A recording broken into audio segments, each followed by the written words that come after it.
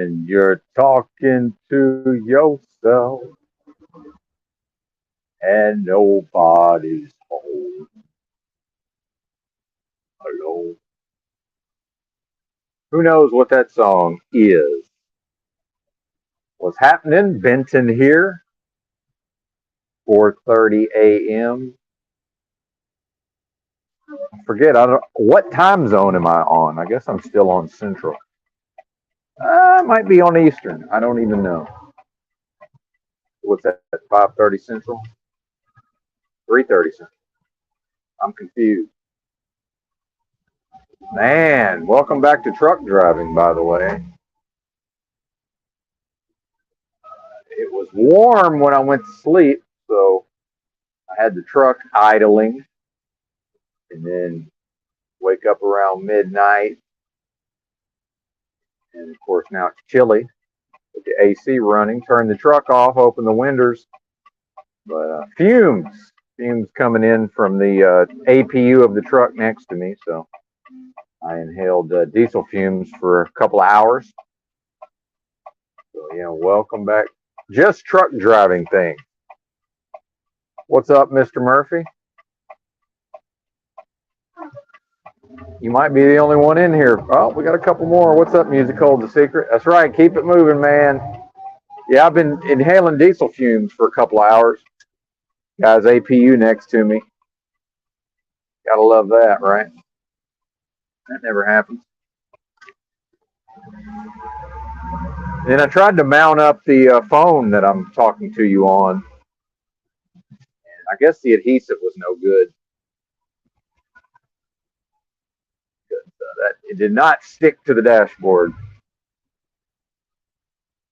I guess I don't know. I think I'm like an hour and a half north of Nashville. I would have driven a little farther yesterday, but really,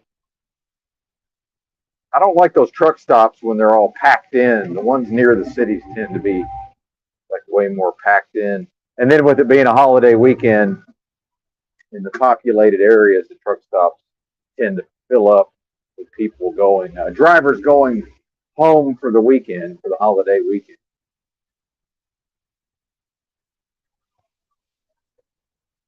So I would like to make it 600 miles today, but I may not. We'll see how I'm feeling. That may not actually happen. What's up, Roy? Good to see you. Gary Baxter in the house as well. What's happening? That's right. Shout out to Diesel Fume. Well, fortunately, I was able to get enough. Oh, and this road sucks. Oh, yeah. Well, and this is where the Volvo, the shorter wheelbase Volvo, does not ride near as nicely as the that Kenworth I was in with the last company. So it's like I'm gonna get beat to death here. This road has ruts, like regularly spaced ruts, or you'd even call them ruts, holes. Which is funny because in a car you won't notice these near as much, but in a big rig it's very noticeable. Yeah, banged around quite a bit here. Start the shift. Oh wait, maybe it was just that little stretch of road. We'll see.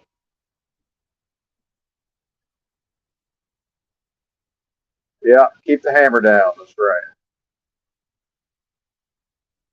Well, the holiday's given us an extra day to make this delivery, so if I actually drive that 600 miles I was talking about, then I'll be able to do a 34-hour restart, which is not necessary, but I may as well, assuming I get that far today.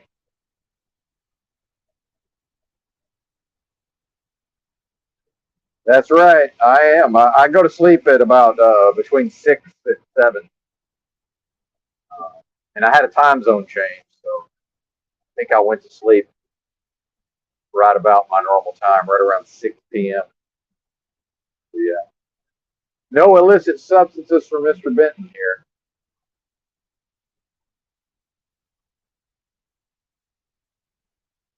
And, I'm not willing to carry around synthetic urine on my person. cannabis at this point would be the only substance other than psychedelics, which actually those don't show up on the drug test. So hypothetically, I could eat all the mushrooms that I wanted.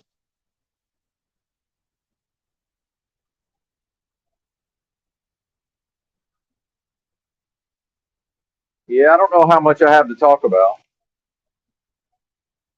Let's see. I usually come up with something, right? 9 folks in the house at what 5:30 Central? Is that right? Or no, it's earlier, 3:30 Central. Y'all must be up late.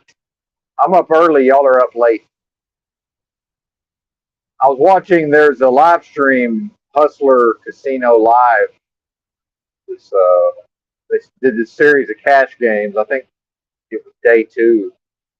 I believe it's just wrapping up right now.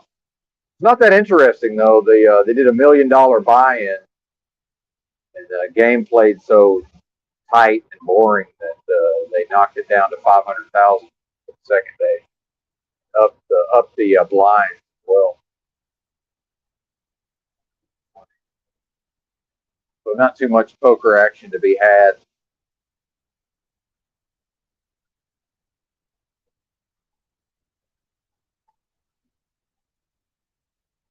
And I saw the news media was trying to promote this idea of like, you know, holiday travel being higher than pre fake pandemic levels, but I'm not seeing it out here, man. Yesterday, a lot of times truck driving, it's can be super annoying to be on the road with a lot of people who are, traveling. You got a lot of people who don't normally drive long distances in their cars. You got people who, are driving in areas that they are not familiar with. I saw way less of that yesterday than I would normally expect. So I'm not seeing it out here. Certainly, if you go by the amount of traffic on the roads, I would say the economic activity is down across the board. And then, not that I've been to very many shippers and receivers so far, but and then of course with this being a holiday week, maybe that affects it as well. But a lot of these places are just dead, man. There's just nothing happening. So that's interesting. I believe it's Memorial Day. I pay, and Music Holds a Secret's probably like me in this regard. The whole Jehovah's Witness thing, I pay almost no attention to holidays. Not not my thing. Christmas and Thanksgiving and New Year's obviously are can't really one cannot miss those. It would be hard not to notice otherwise. Not my thing. 10:30 in Isle of Man apparently a.m. 5:30 Eastern. What the hell times? I guess I am still on Central then. I suppose.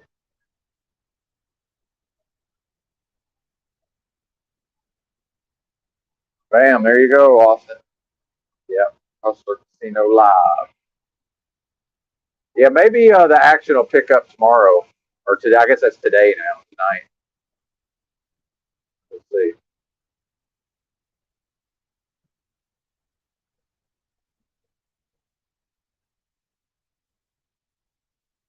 That's right, holidays.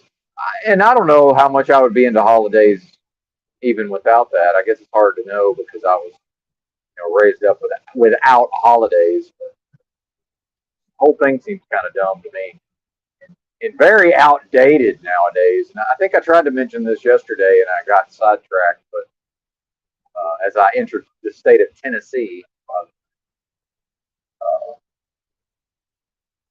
when I was a kid, most businesses were closed on Sundays. And then nowadays, then we got to a pre-pandemic where, just about every business was 7 days, and many businesses were 24 hours, or at least some. And then, at what point do these and then I can also remember when, almost no businesses were open on certain holidays, and then over time, more and more businesses would be open on holidays. But at what point do holidays just become more or less obsolete, other than perhaps Christmas, Thanksgiving, and New Year's. The so-called holiday season. But beyond that, I mean, what is? I don't even understand the point of these other holidays. I really don't. Like, what's the point? Like, oh, just let's interrupt the normal course of business. Tomorrow, and it's May or whatever month it is. It seems pointless to me.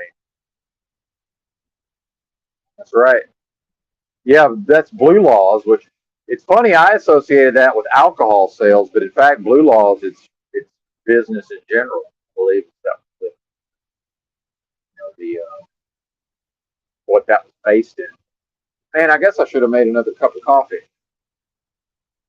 before I headed out. Oh well, too late now. We might be stopping earlier than normal here. I hate getting out on the road and start rolling and stop again right away, but I've increased my daily 2 cups as I'm already up to 3, so I'm actually getting a little bit of a headache, a little bit of a caffeine headache. Stephen Crumley said I-75 South is empty in Tennessee. 3 other cars driving with me. Yeah, that's funny how these people want to click up. Everybody wants to click up and get in a group and fly in formation so they can all look at their phones. I get a kick out of that. It's like we're just like creating traffic. I noticed that a lot in Dallas Fort Worth also, when just people, they normally drive in Dallas Fort Worth, and certain areas there's always traffic. So it's like, even though at this day and this time, that I noticed like there'd be slowdowns and backups, like there just shouldn't be one. It's almost like people are just used to there being a slowdown and a backup, so they create the backup. I think it's interesting.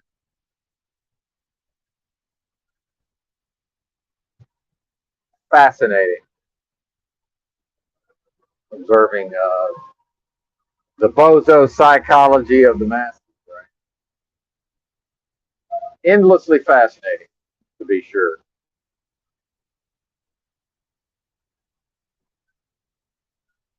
Not really sure what's going on in the news. I hear about, I guess, DeSantis or whatever, just in passing.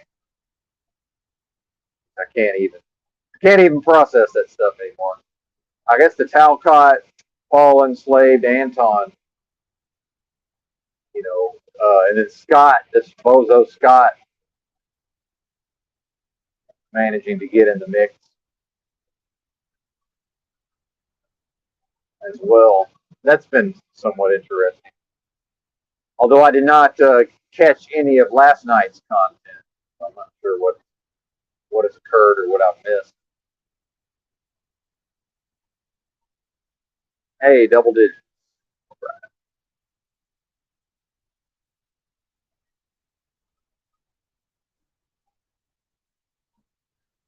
Apologies for the dead air, the meditative dead air, because sometimes it takes a minute to get on a decent rant.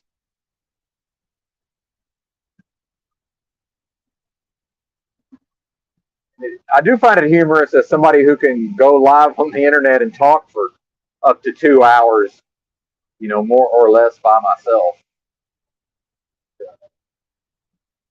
There are times when I don't feel very talkative. I think this is one of these times. Yeah, so Talcott banned Paul apparently. So Paul goes from having the so-called keys, he's an administrator on Talcott's StreamYard to being banned.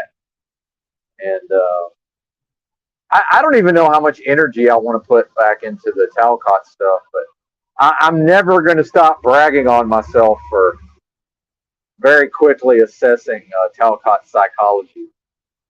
And, I'm still going to assert uh, that Talcott suffers from this very specific. We can call it narcissism, but the society has become so narcissistic that what does that even mean anymore, right? But I really do believe that Talcott, has this some sort of emotional problem where he has to have people interacting with him and his psychology and his personality, which is a fake, you know, it's an inauthentic projection, I would assume, his actual psyche or his persona. And if people are unwilling to engage with that, I've asserted that Talcott has like an existential, like he will begin to feel like he doesn't really exist. So on an existential level, like he has to have these interactions.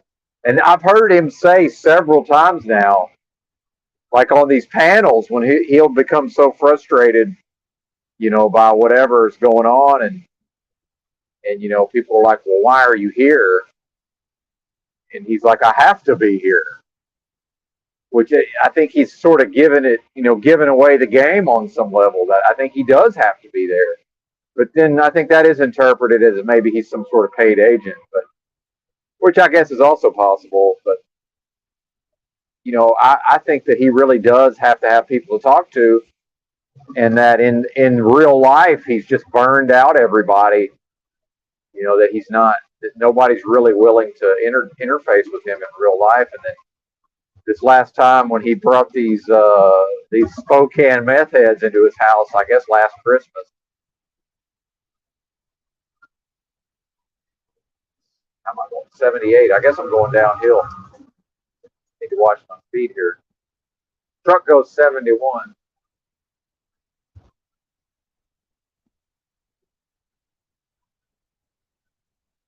Now, unfortunately, there's a state trooper out here, so that's creating traffic because people don't have the balls to pass the state trooper. I never had that problem, and I'm not talking about in a big rig. I'm talking about in my personal vehicle. I always just fucking pass. Like, fuck it. Who cares? So now I'm just in a big traffic jam now because there's a state trooper and everybody's just terrified that they're going to get pulled over. In fact, I'm just going to slow down, I think. Let everybody get away from me. Like this, I don't drive at 5 a.m. to be on a Sunday morning to be in a traffic jam. Fucking bozos. And I don't think I could be a cop just based on you telling me every time I get on the interstate, there's just all these cars are going to just be right around me and nobody's going to pass me. Although I guess being able to haul ass would be nice. Yeah. Yeah, no, he's literally insane. Yeah, there's no doubt about that. And I called that early and often. And in fact, I got a lot of pushback on that. And I think people are now, and I've said this before, in many ways, I'm always just slightly ahead of the curve of where, the rest of society is, or where, the people in these so-called truth communities are in some ways. And yeah, I think now the general consensus is starting to come around to, this guy is literally insane. This is not a sane person. I think that's people are finally coming around to that.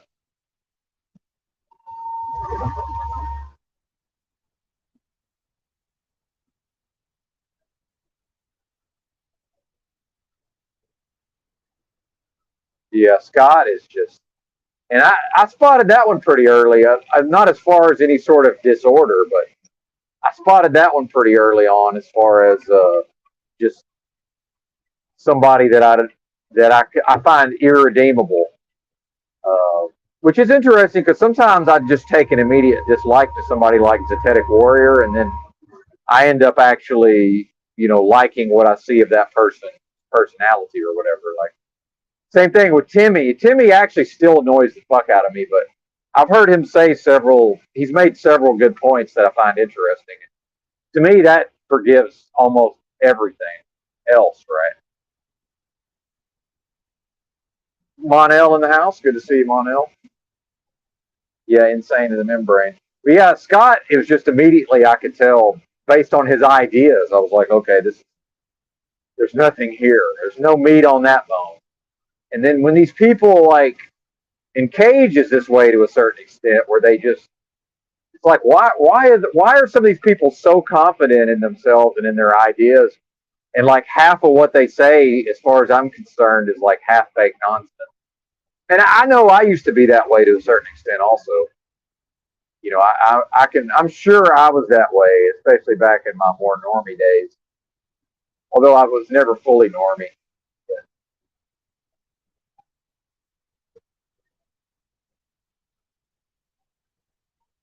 You know, and Cage, if you know, and I'm very analytical with pattern recognition, and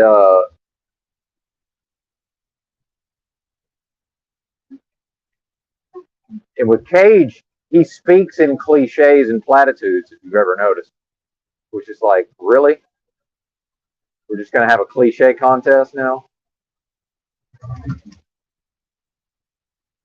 And now we've run into the car that's gonna go my speed no matter what I do up ahead of me.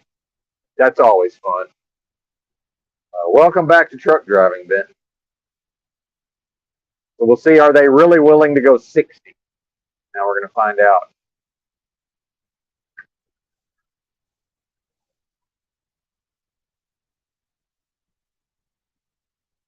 And again, cell phones have ruined driving because nobody drove like this before cell phones. This is only based on them needing a point of reference so they can look at their phone. All this is. They need to be able to look up in their mirror every few seconds and have some point of reference so that they can, still drive. Right. Now I'm going 57 miles an hour up a hill because these people are trying to use me as a frame of reference so they can use their cell phone. This is where people are at. And by the way, and I'm never going to stop hammering this point, and this is why I can never, and I see Monel in the house, and I will push back on Monel a little bit. These people cannot wake up and change this world for the better. They don't have it in them. They're lost. They gone.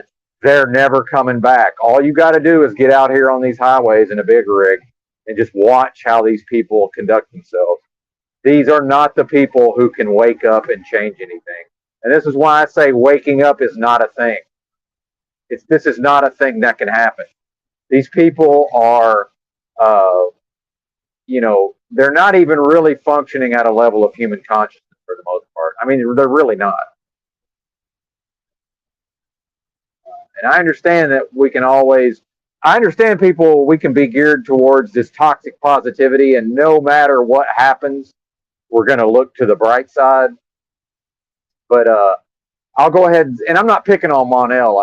It reminds me of things, right? But, and this is why if you ever see me type into a chat somewhere, ignoring reality is not positivity. It's like, no, this is the reality. Like, these people, so much progress would have to be made inside these people's heads. It's not possible. It's really not possible. It's a bridge too far.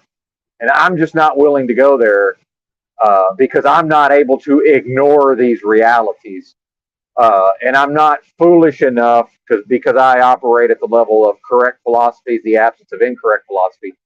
Well, ignoring reality, that's a incorrect philosophy.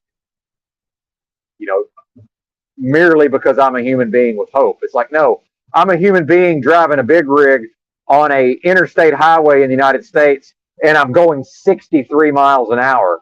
Because if I try to go 71, I'll just be in a gigantic group of cars who all want to be in a group of cars. Meanwhile, all of these people will say, stay safe, stay safe, stay safe. Well, you know what's about the dumbest, most dangerous thing you can do is group up at 5 a.m. on a Sunday morning when there's no traffic. That's about the least safe thing possible, if you think about it. So in order to stay safe, Benton's going 63 miles an hour. But simultaneously, I'm expected to believe that these are the people who are just magically going to pull their heads out of their asses and fix a nightmare dystopia. You're out of your fucking minds if you believe that. And I'm not here for it. And I'm not talking to you. Again, if I ain't talking to you, I ain't talking to you. But that's why I'm not willing to tolerate this hopium. Because I see who these people are. And I watch what they do. Now, if I stay in a motel room for 6 weeks and I go to Walmart every other day and I don't really go anywhere, I guess it would be easy to fool myself into having some measure of false hope, right? Or I can drive a big rig 7 days a week, 8 hours a day, and observe these motherfuckers in real time and be like, oh, yeah, there's no hope for these people. There's no hope for these people whatsoever. All you have to do is watch how they drive. And these are the same people. Stay safe. Stay safe. It's like, well, I'm literally doing the most dangerous job there is, and you cannot make a dangerous job safe. It's literally impossible. So I can be careful. I can't be safe. But what is be safe? Well, that's a feeling. Okay, that's not a thought or an idea or a logic. That's a feeling. Oh, we're gonna feel like we're secure. It's like, well, if I was wanting to feel secure, I don't think I would earn my living as a long haul truck driver, which is statistically the most dangerous job there is. But stay safe. Be safe. It's like, well, I'll be careful. I can't just. The only way I could be safe would be to quit this job and never leave a house somewhere. As once again, more and more cars try to click up with me. So they can literally look at their screen and giggle at their feed. And meanwhile, shout out to Paul Enslaved, who pointed out that apparently on this, somebody opened although it may be fake, who knows, but apparently on some flight somewhere, I guess South Korean flight, these passengers just watched somebody open the fucking door to the plane in the mid-flight. They just watched it happen. And there's by the way, no chance of me making that 600 miles. Because the GPS said it would be, I got 10 hours to go 578 miles. And if these motherfuckers are going to make me cruise at 60, it's physically fucking impossible. Yeah, Benton, be safe. Okay, well, that means I have to go 60 in a 70 because bozos want to watch TikTok videos. That's the state of America. People's real world actions are mostly based around watching TikTok. But they're waking up. Fuck you. Every time I hear one of you, not you, the listener, my apologies. Now I'm passioing the audience. And I'm a little bit cranky old man. Let me calm down. Okay, not you, the listener. The larger truth community. And by the way, if you're in these so-called communities and you say people are waking up, you're about 5 years behind. Because no, they're not. Nobody's waking up. That's not a thing that can happen. Now, what can happen is somebody can be in the process of ascending the false layers of reality, meaning they can wake up to the reality that they've been existing in a false reality. But then because the brain works on a 0 or a 1, what will then happen is they can go into the next highest level of false reality, right? But surprise, surprise, the enemy, the evil one, has prepared a never-ending series of false realities to ascend. So if anybody says, oh, people are waking up, that's somebody who's about 5 years behind in whatever their progression is. So like I tried to watch London Man yesterday, and he played part 3 of the whatever this is, the Holy Social Experiment or whatever it was. And let me try to calm down. My apologies for not drinking that third cup of coffee. I can feel the crankiness washing over me.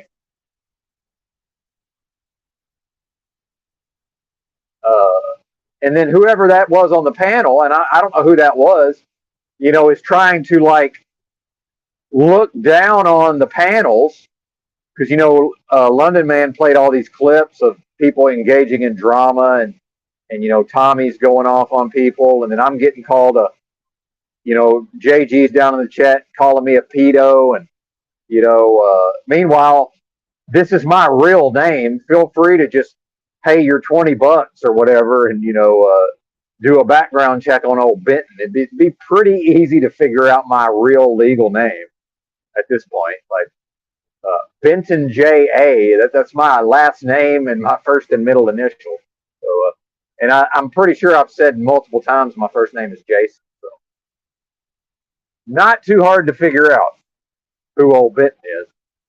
So I do chuckle at that talk, but then I'm putting JG's comment on screen, and then so London Man, and he's not doing anything wrong. He's poking fun at the idea.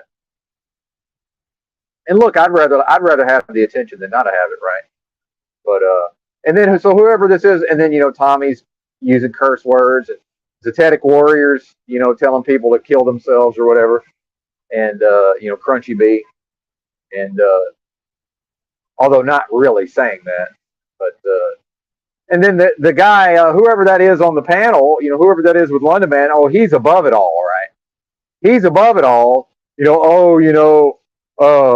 implying that if people are using foul language on the panels, he's like, oh, whoever this bozo is like, oh, I'd hate for somebody to be coming into these communities for the first time, and then they're in the process of waking up, and then all this foul language turns them off, almost implying that these so-called truth communities are helping people wake up, as if that's even a thing. But then, like, Zetetic Warriors and Tommy's bad language, like the stakes are so high that that's somehow a detriment to humanity. Go fuck yourself. I mean, seriously, that's fucking garbage. That's hot garbage nonsense. Now, if you ever hear me on a panel and people are saying things like that, I'm probably not going to say anything about it, unless I really just get agitated enough to be like, all right, look, this is crazy. Fuck off. But I will come on here solo and be like, hey, man, this is not a thing that happens. No, waking up is not a thing. Okay. That's not a thing that happens. And it's based on this idea that, somebody's tied to, somebody's laying on some train track unconscious, and there's a train approaching. So if I can wake them up, then of course they will see the train coming, and they will get off the train tracks and thus avert disaster. But what happens if you wake them up, so-called, and they see the train coming, and they just watch the train run over them? Because that is what's happening, right? Nobody's doing anything. Nothing is changing. It's not happening. Now, individuals are, some individuals are transcending these limitations, but on a mass level, it cannot happen. And until enough individuals, raise their vibrations, until so what's happening now is the collective output. If you add up everybody, all these individuals' creative output, and our creative force individually never lies dormant. We're all bringing something new into existence every moment of our lives, whether we realize it or not individually. And the reality is, if you add up all of that output, what it equals is a motherfucking nightmare dystopia. I mean, that's just, as far as until somebody debunks that idea, I'm not willing to go there with anybody on this waking up and this hoping. That's a feeling. It's irrational. Fuck your feelings, Monel. And I will pick on Monel. Yeah, I understand you have a feeling of hope. So fucking what?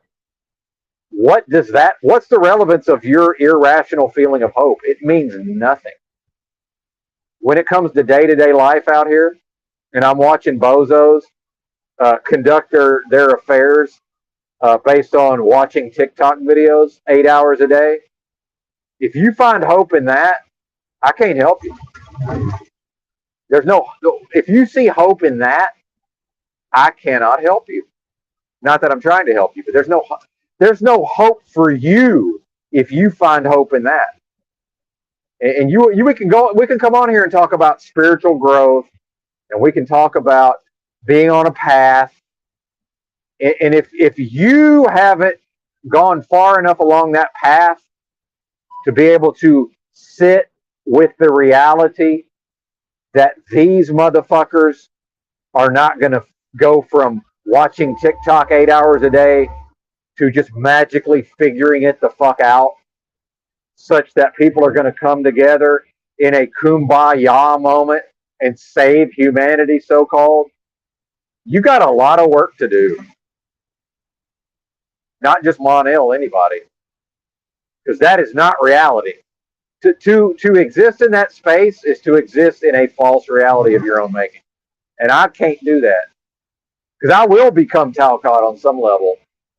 Because I will go insane. Unless I face the reality as it is. And the reality as it is these motherfuckers are setting up their lives to maximize the amount of time they watch TikTok every day. Meanwhile, I will never go on TikTok. I will never have a TikTok account. I will never install the TikTok app. Every once in a while, I accidentally see a TikTok video because you really can't avoid them. I will never vertical scroll a short on YouTube ever because that just is TikTok.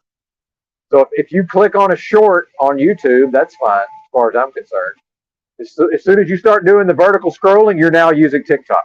It's the same fucking thing as far as I can tell. I took one look at that vertical video scrolling and said, "Oh, okay, this is fucking diabolical," and I will not engage with this because I must maintain my sanity. This is designed on some level to destroy my insanity,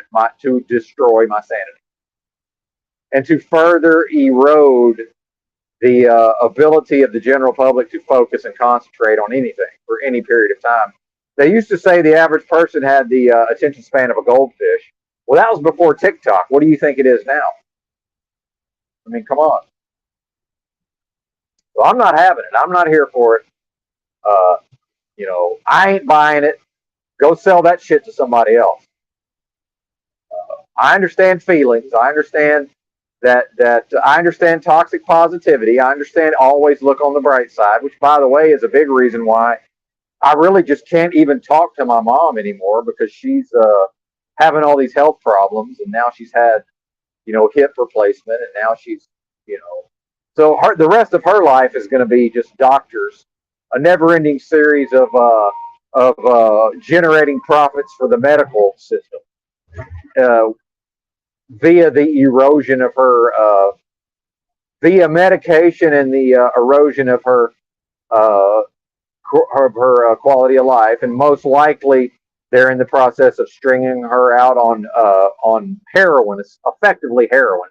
They're basically most likely the medical system's in the process of turning my mother into a junkie. By the way, my mom, other than her marrying a man who drinks, and as we know, most women take on the habits of their man across the fucking board. You ladies can say whatever you want. I've got 47 years of watching y'all. More often than not, if a woman gets with a man that drinks, the woman starts drinking. If a woman gets with a man that does drugs, the woman starts doing those same drugs. That's just usually how it goes. Now, I understand there's exceptions. There's always exceptions to everything. Okay? So other than a couple of years when, now neither one of them drink. My mom doesn't use drugs. Okay? So now my damn near 70-year-old mom is most likely going to get turned into a literal motherfucking heroin junkie. Although it won't be literal. I shouldn't say literal because thank God for Arkansas and thank God for the repressive, backwards Southern culture where there's really no heroin in the South yet. I'm sure there will be. And again, there's always exceptions to everything. But I've met homeless people in Arkansas. Like I met a guy from Denver, and I was like, "Why are you here?" More or less. And he's like, "Oh, I'm here because there's no heroin out here." The guy's trying to get away from the heroin. But it'll come eventually. It'll show up eventually.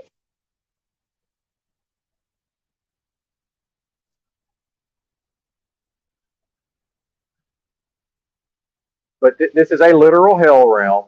There is no hell, there's no hope for this realm. There's hope for the individuals, and as far as I'm concerned, the hope for me is getting up out of here and not coming back.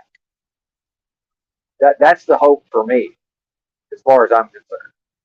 And I think there probably is something to that soul trap, and the shout out to Forever Conscious Research Channel, which I want to like, Bugsy's content. We call him Bugsy because in the old Chalk Body Outline Discord days. And see, we knew Bugsy when he had, when Bugsy's channel was like 200 subscribers, and he was, or maybe 1,000, and he was barely getting any views. He was getting like 15 people, and it kind of seemed like a joke. Shout out to Bugsy because he grinded, man, and Bugsy showed what you can do, what a creator can do if they just say, hey, here's my lane. This is what I'm doing. I'm doing this every day. And he's just put his nose to the grindstone. And, he's got a pretty decent channel as far as I'm concerned. But I can't really watch that type of material for whatever reason. It's like I want to like his channel. It's just, I don't know. But I do believe there's a lot of validity to some of those ideas. The so-called, soul trap. Especially the idea that it's based on, getting the person to consent to coming back here. And a lot of it supposedly is based on these entities saying, well, don't you want to see your loved ones again? And the reality is, you could have asked me that at the age of 20, and I'd have been like, no, not really. Like, yeah, I love my family, but, dude, I'm not that. It's like, no, I don't love them that much. Like, I've never really understood. Like, I detected that people have this, like, high level of regard for their immediate family. Dude, I have a bond with my immediate family members and my grandmother. And, dude, it's like, no, I don't want to come back here to see them. Are you kidding me? Like, I don't really even see them now. But I do when I see them. It's like, no, to me, that's always been kind of some weird codependent type shit. Like, yeah, I spent every day of my life for 17 years with these people. Like, that was enough, that was enough, man. Do I really need to? Do I need an eternity of my head up these people's asses? Because we look the same, we kind of looked alike, and we shared some experiences as young people. I never really understood that. Maybe I'm weird. I don't know. Meanwhile, I have a relationship. It's not like I'm one of these people who's like their family doesn't talk to them. I have a relationship with all of my immediate family members. I got my youngest sister. We don't communicate, but the times we do communicate, it's all good. Like, there's no animosity. There's no strife. There's no problem. I talked to my middle sister. I've talked to her for hours on end at times, within the last year or two. I speak to both my parents on a regular basis. My grandmother's got dementia now, so I really haven't talked to her because it sucked, but it's like, dude, she's really not going to remember. It's like, I don't know. Am I even really talking to her? It's kind of like she's gone already. Yeah, it sucked, but I can't do anything about it. Like, I understand that we all have this thing where we want to go into problem solving. Well, maybe if you could get her on this type of supplement, and Crow 777's, his elderly mom has dementia, and he got her on fucking cocoa butter. And it's like, yeah, I understand all of that, but I also understand that my grandmother's in a specific living situation where she's in a very controlled environment where the people who control the environment are not going to allow me to show up and start putting her on nutrition stuff. It's just not a thing that can happen. But I understand all of our brains go into problem solving. Yeah, I can't solve my grandmother's dementia, unfortunately. I wish I could. By the way, a very spiritual, intelligent lady. Yeah, unfortunately, nothing I can do. Powerless over her dementia. See, I'm not really worried about the so-called soul trap. But I'm pretty sure if I get to that phase, if it really is they're trying to entice me to go back to here, I'm like, hell no, I just got up out of there. Are you crazy? And they're like, well, don't you want to see your loved ones? And I'm like, no, man. what that it's like it's been real. It was real. It was fun. I can't say it was real fun. Like yeah, it was great, and those experiences were great in their time and in their place. But I feel like I've kind of outgrown all that on some level. And I'd like to. It's like yeah, and then I think maybe is some of that going to be based on well, you don't know what's behind door number two. It's like door number one sends you back to your loved ones. Isn't that a great idea? And then it's like door number two. Well, you don't know what's behind that door. I'm like, yeah, but I'm willing to take my chances that it's not worse than what I just came from. So, yeah, door number two, please. If that's a thing, right? But, my hope for this realm is that this is this is indeed the lowest level of hell, and I can't hope. I don't know. Maybe although I'm pretty sure that I've done enough to ascend to the next level. So I guess it doesn't really matter if this is the lowest level, but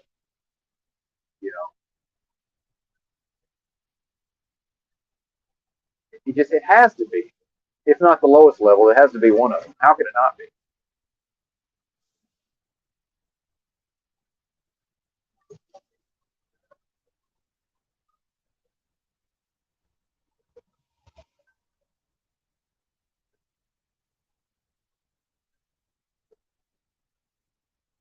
All right, trying to catch up with the live chat here.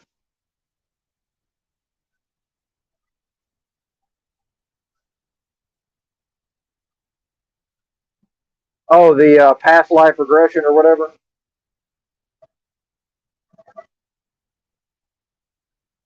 Yeah, I don't know. I'm sure that's probably a thing. I'm sure some people are able to tap into that.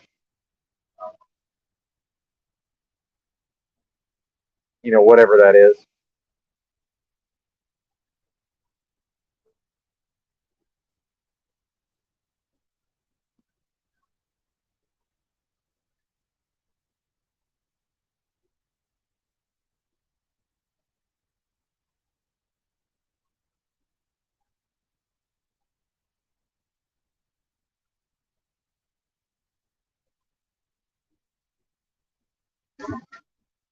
Lowest level of heaven and the highest level of hell. Yeah, that's interesting. Well, and that does seem to be the. Hey, I'm doing good, Pamela. Thanks for asking. So far, so good. It's things will go. It'll go off the rails at some point, as it always does. But as long as it's not a literal going off of the rails, meaning the reality is, I don't even want to get into it. But yeah, it's danger, but whatever. I'm all good.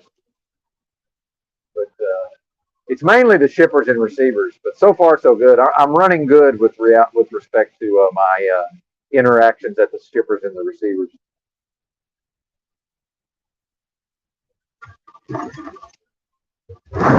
Bam! As we crash into a gigantic pothole. Uh,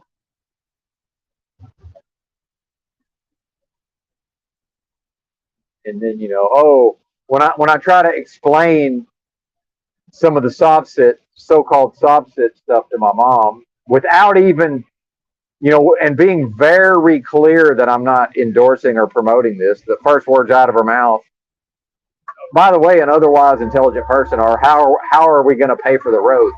Look, nobody's paying for the roads now. Half of the interstate system needs to be replaced yesterday. The fucking infrastructure has crumbled. It's like, what do you mean? How are we going to pay for the roads? They're not being paid for now. What do you even mean by that? Meanwhile, well, obviously, gasoline tax is not federal income tax. Like, yeah, let me just go with the idea that federal income tax pays for roads, which it doesn't.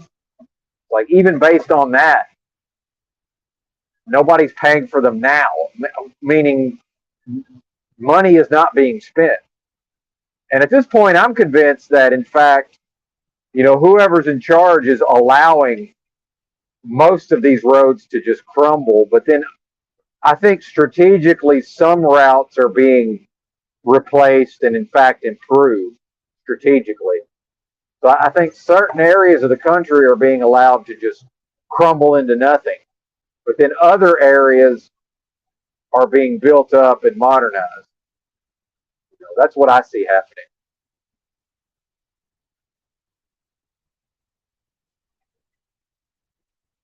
I don't think it's just like accidental,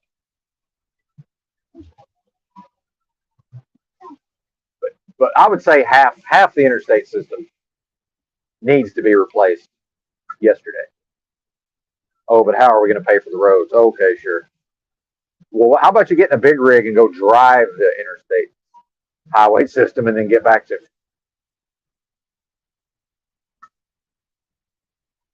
Yeah, there you go, Woody. Shout out to DGW. By the way, would there be three more difficult to pronounce initials? DGW. DGW. DGW. That's a tough one.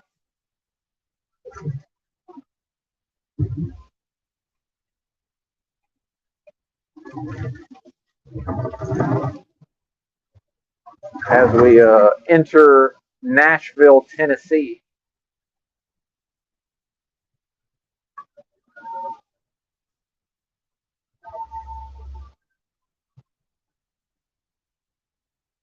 They've been building a bypass for years and years and years, and I guess it finally opened.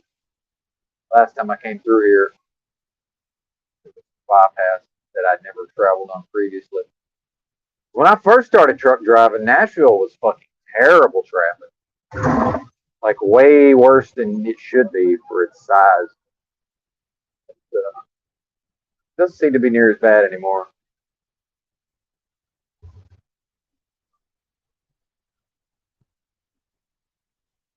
Nashville has cheap motels. Well, that's good to know. Was not aware of that. I don't know that I've ever stayed in a motel in Nashville. Now that I think about it.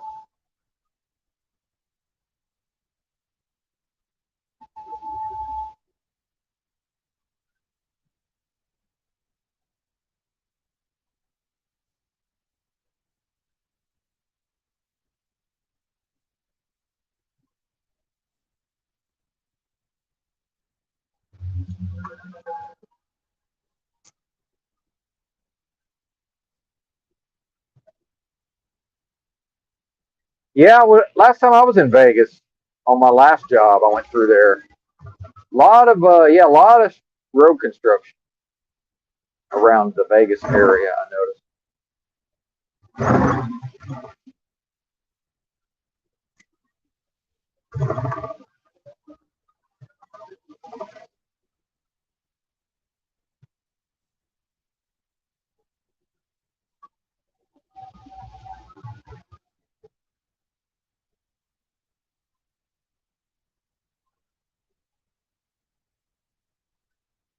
There's the football stadium.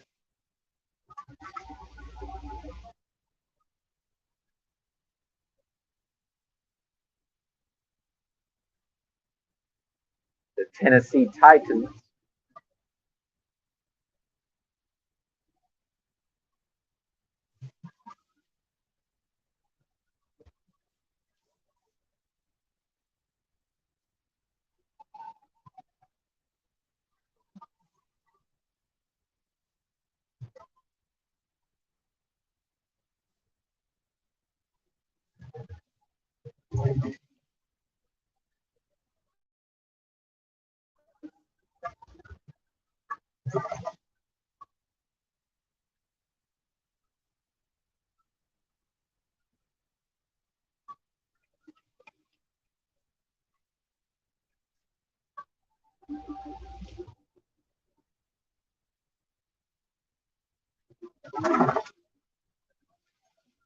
Apologies, I haven't been through here in a while, and I'm having to pay attention to the interchanges.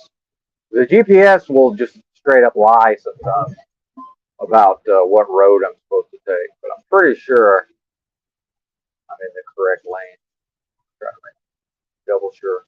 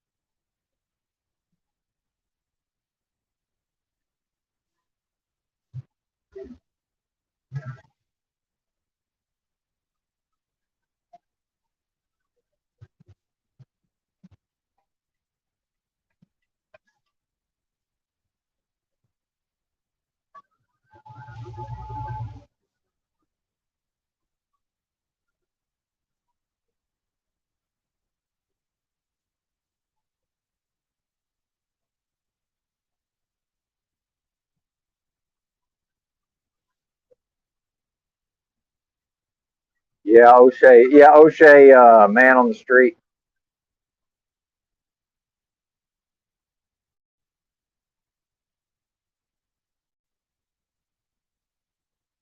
I think the problem for him is that it's not that he's inappropriate. I don't think he understands that he's being inappropriate. I think if he knew, I'm starting to think that he just can't tell the difference between, it's one thing to say something inappropriate while understanding that it's inappropriate. I don't think he knows the difference. I think that's a problem. Because the problem is when he stacks like three of those inappropriate remarks on top of each other, there's a certain amount of that people will tolerate, but it's like when you hit them with like three in a row, now they're thinking is how do I get away from this person without looking like an asshole. So now that like there's not really an interaction happening. It's just like okay, now everybody but O'Shea knows that this person's trying to get away from him, and that becomes the only really interesting dynamic, which to me is it's just so cringe. It's hard to watch.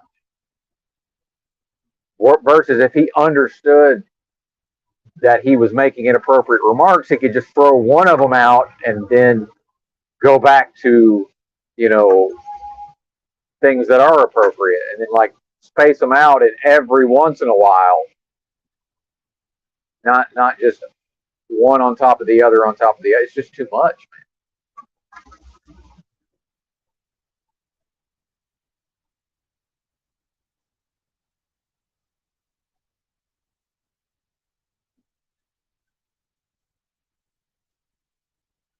because people are willing to engage with him. It seems like, and maybe he could work on it. Just maybe if he especially if he had like an actual cameraman, if he could watch, if O'Shea could watch like his body language and the other people's body language, I think he could probably figure it out.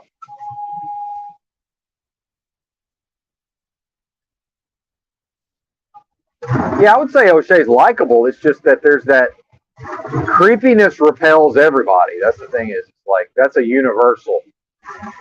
Creepiness is universally repellent. That's the problem.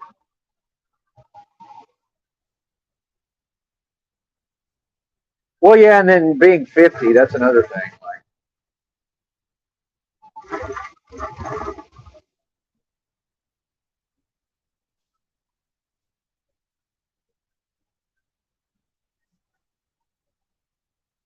yeah, it,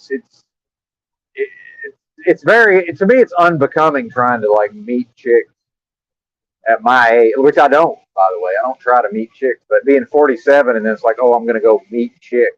Like, what?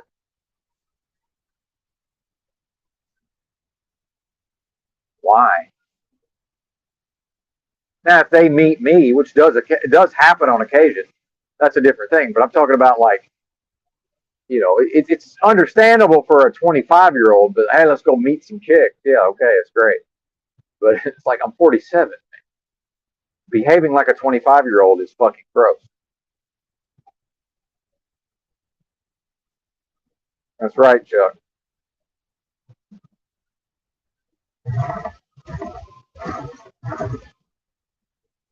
Zero creepy.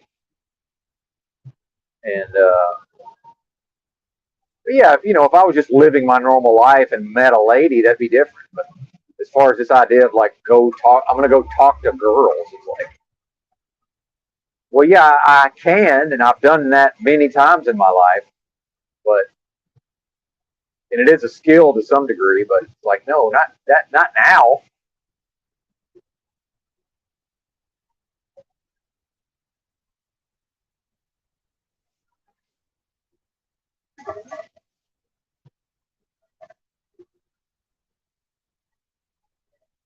I think just maybe he's not that good at really like reading the people's body language. I think there's a certain level of obliviousness.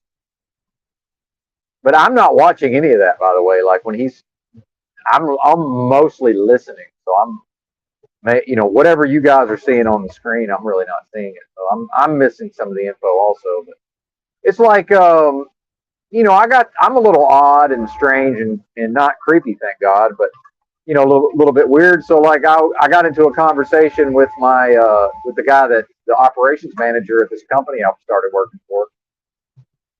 And I'm so good at reading like the room and reading the body language, like I could tell like even though he's still like his vocal tone is still indicating that he's in the conversation. I can just tell when now the conversation's going to a place where he's checking out of the conversation, right? So I know it's my cue to get the fuck out of his office, right? But I feel like O'Shea is the type to just never pick up on those sort of dynamics.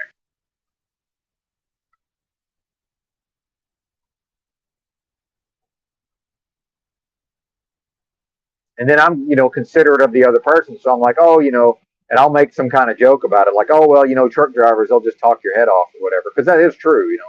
That is a thing where a truck driver spends so much time by themselves that some of the time I'll notice I'm talking to somebody way too much. It's just based on I've been by myself and haven't been talking.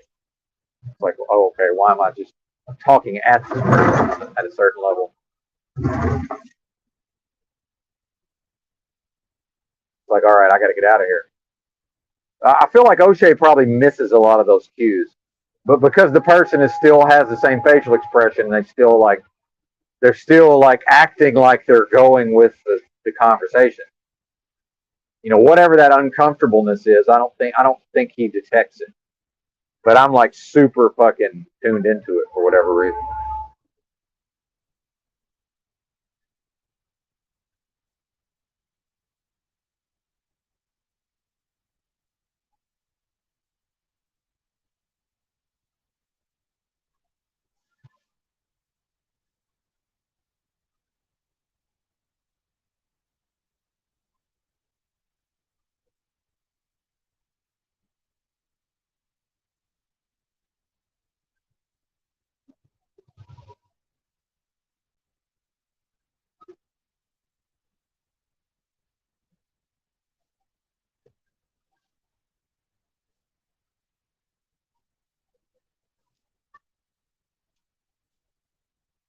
Oh, O'Shea.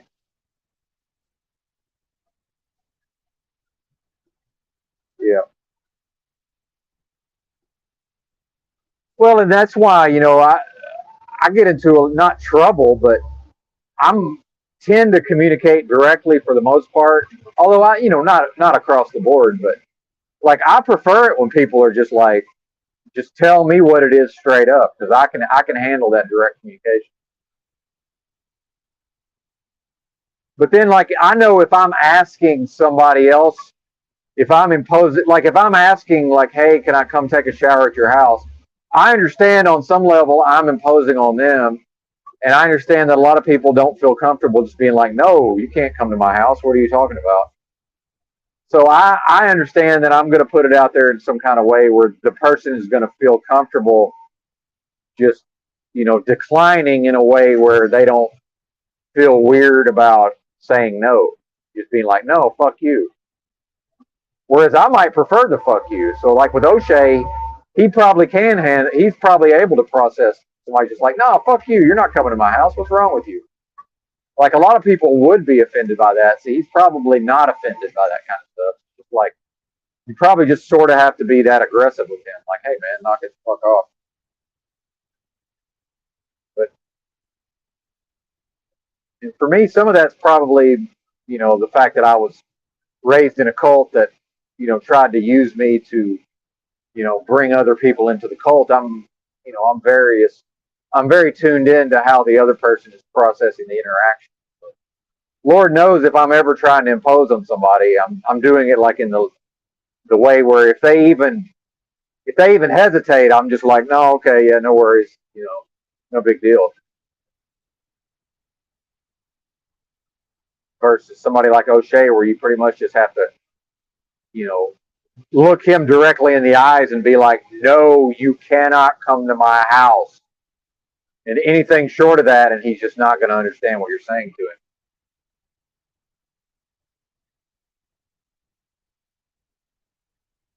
Because I've even told my family members, because like I have this, my dad is real bad about, he'll just go into these rants, and he's like the original looper. And I never knew that was called looping, but he'll start repeating, he'll just go into these loops where he'll just repeat himself over and over and over. And I also have the tendency to do that, but I've mostly overcome it. In a lot of ways, I've overcome it by seeing him do it and then recognizing that I also have that tendency. But I've just told my family members, I've said, listen, I said, at any time you have the right to just look me right in the eyes and say, you're ranting. But I said, if I'm ranting, you'll have to look at me and just say it that forcefully. And I said, I will immediately just stop talking. And it's almost like they don't believe me, but it's like, I will. And it's happened a couple of times. When I get that head of steam and I get into that space, it's hard. I get carried away, and it's hard for me to realize that that's what I'm doing. So that's why I say like I'm mostly in a meditative state, but there are those times when I get like swept away with whatever's happening. But I'm like, you can't hint around. You got to just look me right in the eyes and just say, you're ranting. And I promise you, I will just stop. Like my dad, man, he tells the same stories over and over and over. Like he goes on, like he's got this, it's hilarious. He's got this loop about liquor-filled candy. Because my dad, it's too long of a story to get into why he found this so traumatic, but he ran this business. He had this convenience store. And at a certain point, he started selling, because these vendors will come in and offer these new products, right? There was this liquor-filled candy, but it's not illegal because it's not, it's not enough liquor to get anybody drunk or whatever. So it caused this is how fucking backwards of an environment I grew up in. And this is how hardcore Bible thumper these people were. Like it started this huge controversy, this idea of liquor-filled candy, right? So my dad had these people were like coming into his store, like giving him shit about this liquor-filled candy. My dad's like real sensitive and it bothered him or whatever. So man, to this day, he hasn't had that business for years, man. And he's been out of it for over 20 years, I guess. And it's such a, like, at this point, it's such a cliche that, like, we can tell, like, 4 steps ahead that he's about to go into this liquor-filled candy story. And, like, the last couple of times he's done it, I'm just like, oh, not the liquor-filled candy again. And, like, he'll just kind of start to laugh, but he still has to tell the story. And I'm just like, man, come on, man. Like, I'm not even listening to this. I'm just like, you can tell the story, but I'm just telling you, like, I'm already checked out of this thing. Like, I'm not here for this. So yeah, go ahead, but I'm going to go off and do other things in my brain while you tell this story. It's fucking hilarious. He's got like 5 of those stories. And some of the stories, like the lesser known stories, he'll be like, he's like, oh, I've already told you this. I'm like, man, you've told me this so many times. I could tell this story. Like, I don't need you for this story. I could tell this story. Like, what are you even doing? Yeah. Yeah. The same story hundreds of times. And this is why I don't tell a lot of lies. Well, I'm not willing to say I don't lie. I mean, everybody does at various points. But this is why I realized as a young person, oh, I'm not smart enough to keep track of what lie I told to what person in what scenario. So I'm not going to be able to get away with this in the long run. So for the most part, I don't lie to people, although, of course, I do to some extent. You know, I think everybody does here and there.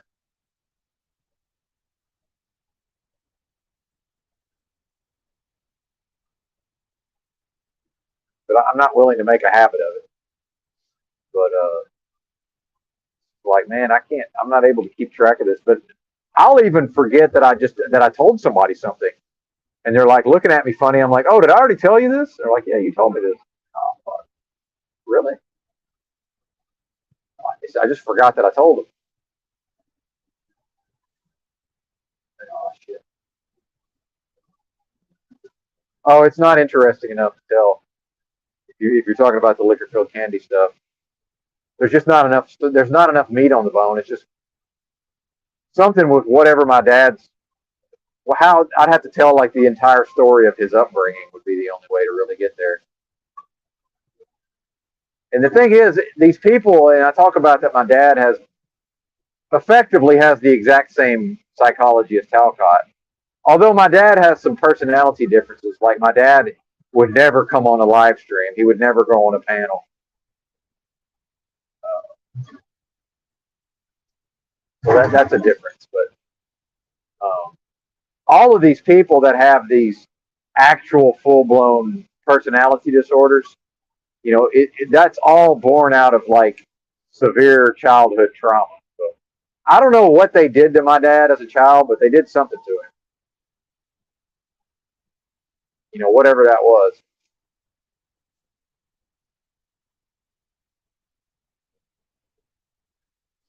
Well, that's the problem with curiosity is, you know, can we trust can we trust that the person who has the story, can you trust that person when they say there's just it's not interesting enough to tell the to spin it? And I'm a terrible storyteller, so it would take me an hour and a half, and I still probably would never actually get to the point. There's just not enough meat on the bone, and I can't really tell my dad's story without telling his dad's story.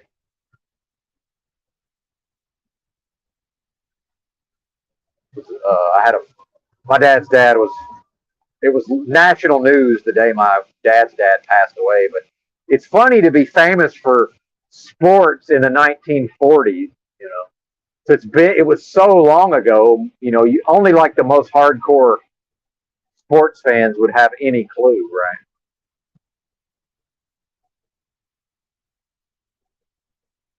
So like, and my grandfather was famous in Arkansas. He's like one of the most famous football players to ever come out of the state of Arkansas. But it's so long ago, I could wander around Arkansas bringing him up, and nobody would have ever heard of him. But he's actually like really famous. And Arkansas is one of those states that really only has one sports team that anybody gives a fuck about. And in the South, only nobody really gives a fuck about anything but football. So, like, yeah, he's really famous in a state that only has one sports team and only one sport that anybody cares about, and still nobody knows who the fuck he is. Kind of hilarious how that works.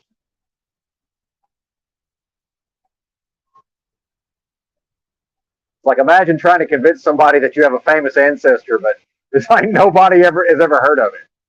Like, yeah, well, it was, you know, I don't know, 70 years ago now. I don't know what to tell you, but yeah, when he died in 2001, it was on Sports Center, and it was in the fucking. It was an AP news story. It was in all the newspapers.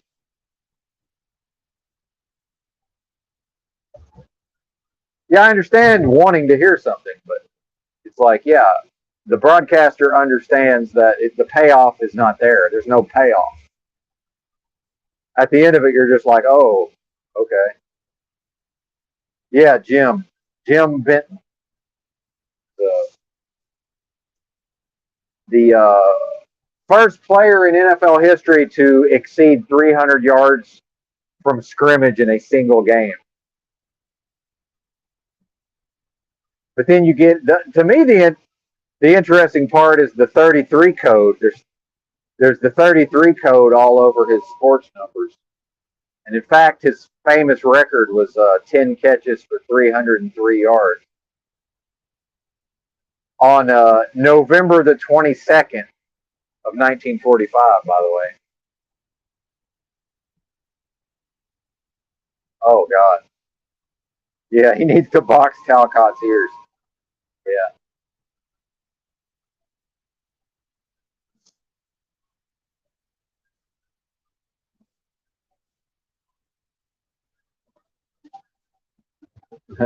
yeah,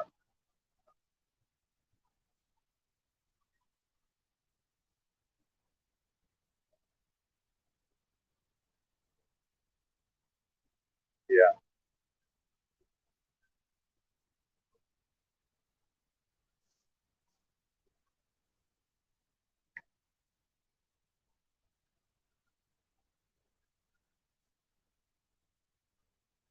Well, in fact, yeah.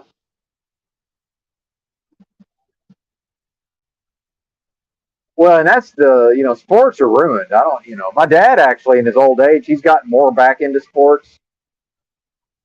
I remember him being my age, and he really like I was into sports because I was in my 20s, and he wasn't at all. But now he's talking to me about the Razorbacks. And I'm just like, well, unfortunately, sports are fake, but yeah, I'd love to be able to root for them. Not able to do that anymore.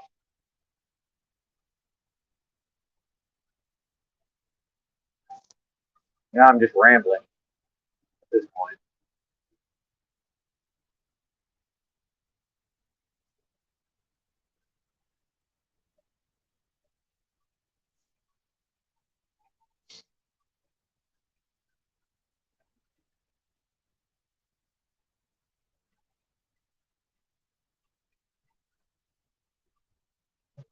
Yeah, that is a funny thing about most of the people in these so-called truth communities can't stand sports, which is I found I'm one of the few. I was a huge sports fan as a young person and played sports to some extent. Oh, there you go. There you go, Austin Murphy. His dad played in the San Diego Padres organization.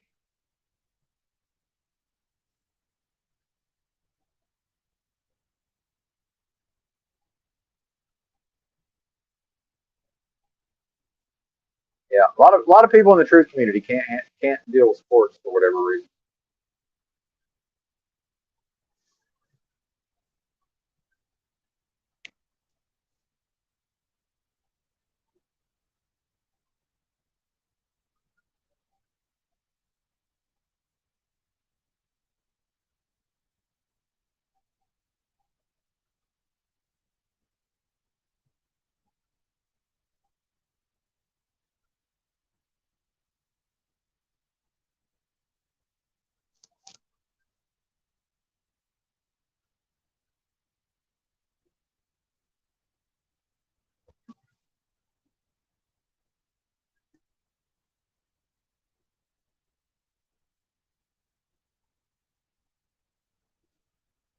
Yeah, baseball, Rob. There you go. I was actually pretty decent at baseball uh, in little league. Here's this. Although I knew nothing about baseball, but I played like one season of little league, right? And then my parents talked me out of playing because I think they didn't want to deal with. They just didn't want to deal with taking me to the games and practices and everything. It's a really weird dynamic, especially with the whole Jehovah's Witness thing, because you're not supposed to engage in any sort of extracurricular activities. I mean, imagine having children and then like joining a religion, and the religion more or less forbids your kids from engaging in school activities and sports. Very strange. In fact, I more or less had to beg my parents to be in the school band. I mean, that's how bizarre my upbringing was. They had me playing shortstop in little league, which is actually like that's kind of a compliment because you need like good hand-eye coordination and all because shortstop's a critical position. But here's something that doesn't exist in baseball. There's no left-handed shortstop. So I guess this is how stupid the people were when I grew up, when and where I grew up. Did the coach not understand that you don't have a left-handed shortstop, or was it like was I really that good? I don't know. I'm not sure. I don't know enough about baseball. Like, what was that? I think there was just weird social dynamics for my dad, is what it came down to. It was like, dude, his dad was super famous at the time, right? Like, this would have been 1980, 1982. My dad's dad was super famous at that time, at that place, right? And especially in that town. My dad owns and operates a business that was named for his dad. And I think the sports just created a very uncomfortable dynamic for my dad for whatever reason. Hard to say. Yeah, there you go. Exactly. Yeah, I didn't know. I didn't know anything. I was like, whatever age a kid is for the first year of Little League, I didn't know. I didn't have any idea that there's no such thing as a left-handed shortstop. I just said, hey, go out and play shortstop. Okay. And went out and played shortstop. Maybe they wanted me to look foolish. I have no idea. I was actually fairly decent at it, apparently.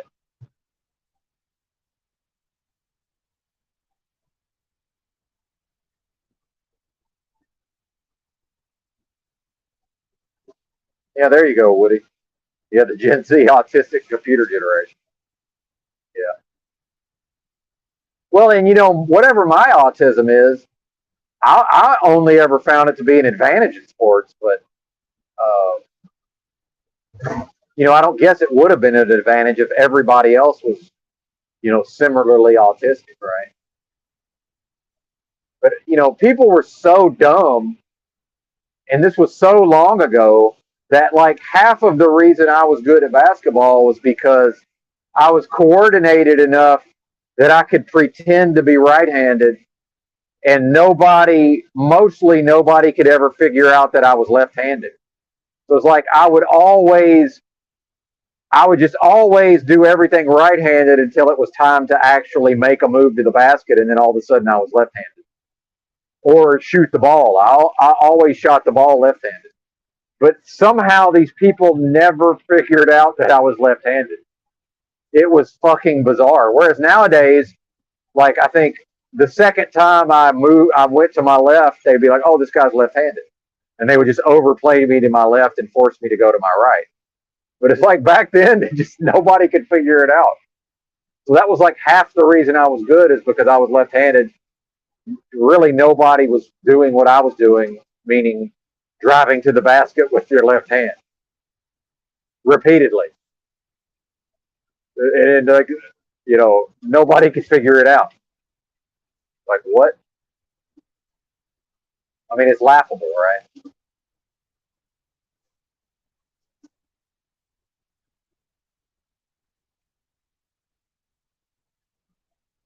Well, and that's true to some extent as far as being a joiner to play team sports. But I played point guard, which is in a way is the leader of the basketball team. And then I could lead through the way I played the game, like leadership through doing all the things that nobody wanted to do, like play defense, get rebounds, you know, try to steal the ball, block shots, all of that. Pass the ball.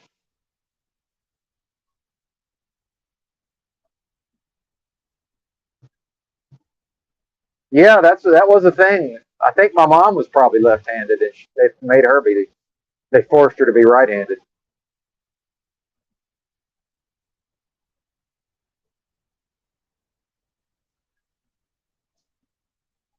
But there's hardly any true left-handers anyway.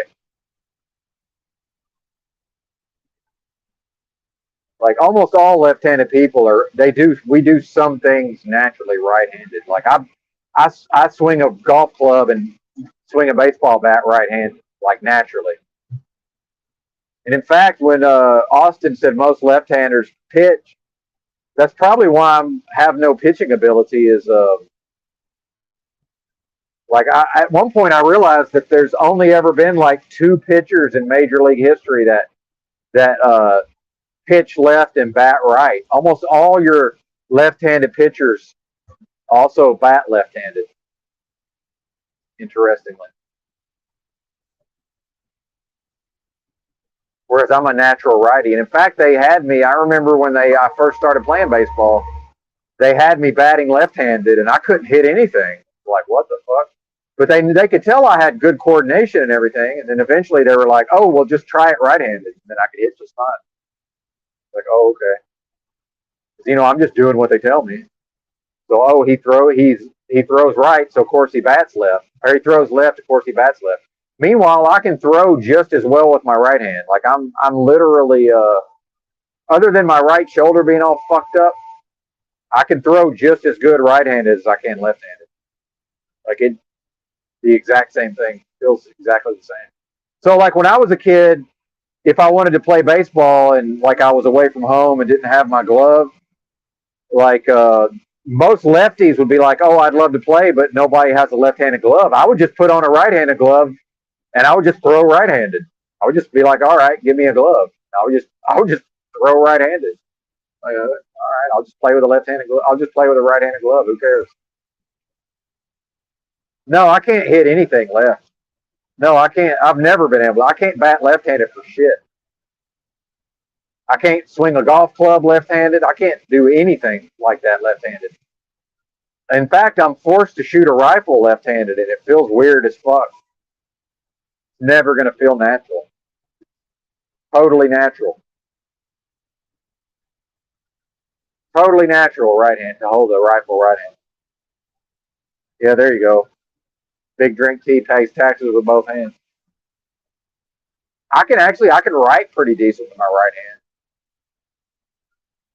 I have to focus and concentrate.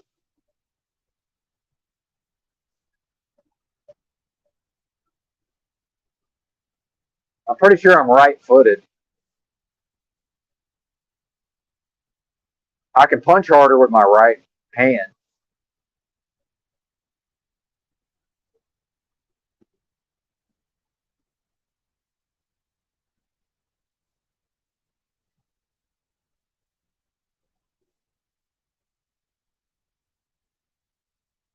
Left trigger finger.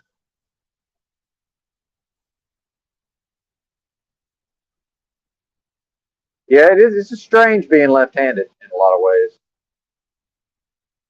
I will say whoever they is, they're trying to figure out why does left-handedness still exist, because it probably should have just died off evolutionarily, but it's probably because it is an advantage in fighting, meaning if somebody doesn't know how to punch and they swing at me with their right hand, dude, I see that shit coming from a mile away. It's so easy to block. If somebody isn't a boxer and they just take a swing at me with their right hand, dude, it's so fucking easy to block that shit. And I have almost no fighting skills. But as a lefty, it's just super fucking easy to get my left arm up and block your shit.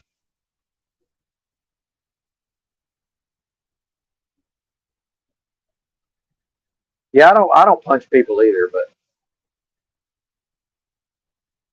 if I have to, I will.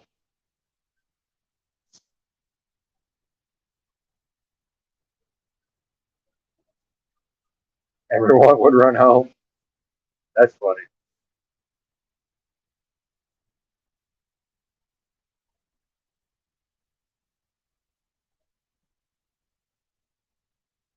Chicks do dig the long ball, though. I still remember not getting the MVP for my last season, and we called it minor league baseball, whatever that is, right before little league.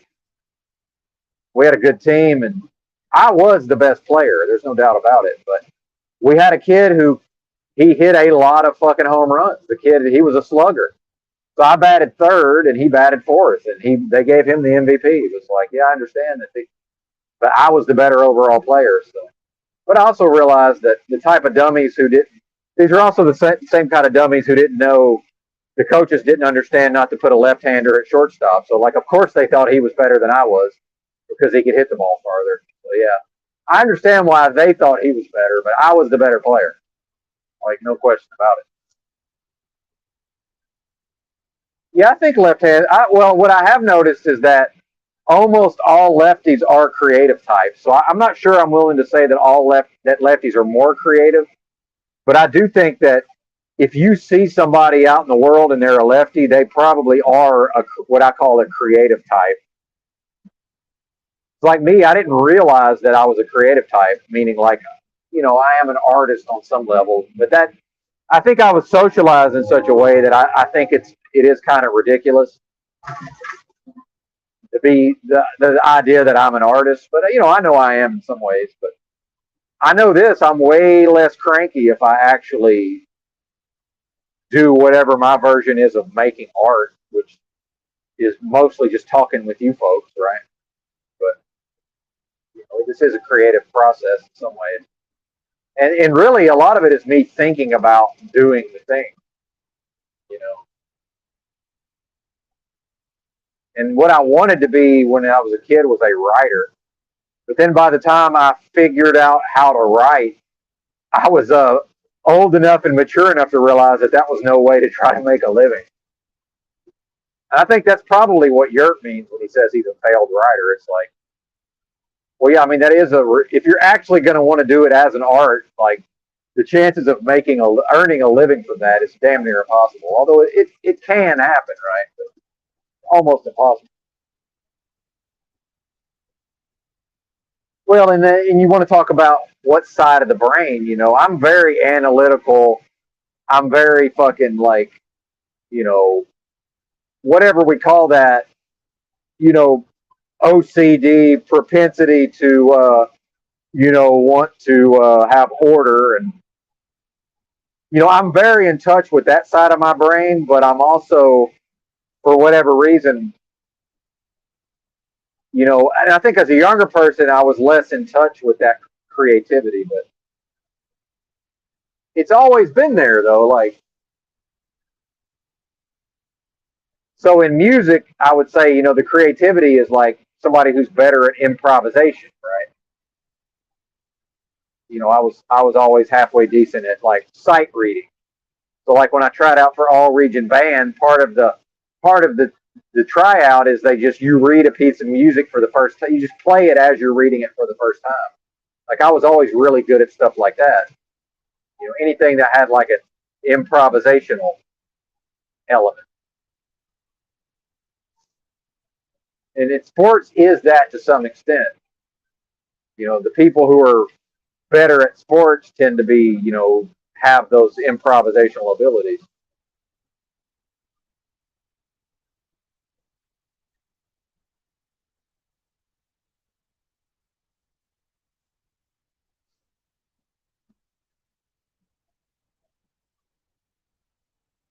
But I've never really been able to draw very well for whatever reason.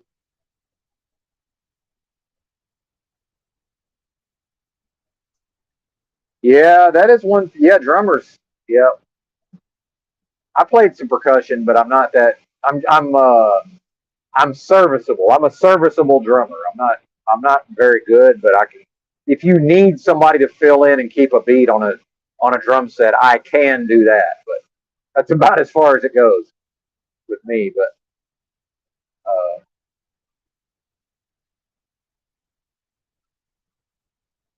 yeah, it's weird at first trying to get one's hands to do different things. Yeah, left hand. Yeah, exactly. Left hand associated with uncleanliness.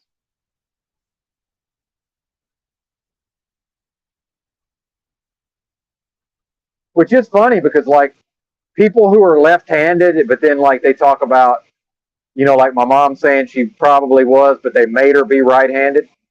Like part of my personality is if I'm left-handed, nobody can make me write with my right hand as a child. That would have not been possible.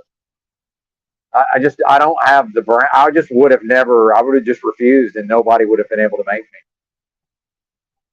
Because I was a very picky eater, and at a certain point, my parents tried to force me to eat things, and that's when we all realized, oh, this kid has a stronger will than we do. This kid's really just willing to sit here. Because my parents tried to pull that, well, you can't get up from the table until you finish your green beans or whatever, and I was just like, well, I guess I'm just never leaving the table. So I was willing to sit there however long it took, and eventually they're like, all right, get out of here, kid. Once they saw that, oh, he's really never gonna, he's not budging. It's the same thing with if they tried to make me write with my right hand, I just would have refused. And after the 100th time of them telling me to write with my right hand, I think they would have just given up. Like, oh, okay. Or after like the 30th time they beat me, it would have been like, well, obviously, this kid's just not going to do what we're telling him. Oh yeah.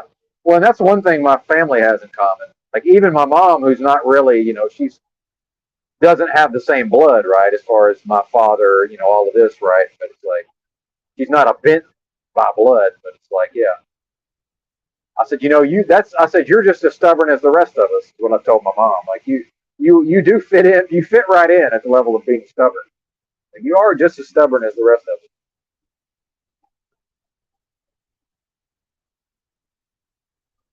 And that's one thing I've never had a problem with in life. Maybe because my family is all super stubborn. Dude, when I meet a stubborn person in just in my daily life, it's not a problem for me because I recognize it immediately, and I just leave them alone at the level of their stubbornness. It's like because I notice with me sometimes people try to do this like I say no to something and they keep trying to do all these laps around the track. Like when I meet somebody and I realize they're stubborn, I just let them be stubborn. I don't put any energy into.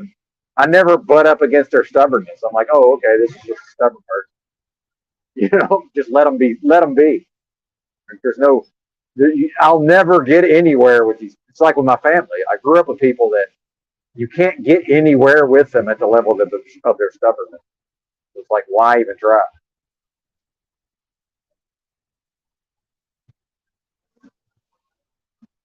Yeah, exactly. Well, and see, Moose is that way.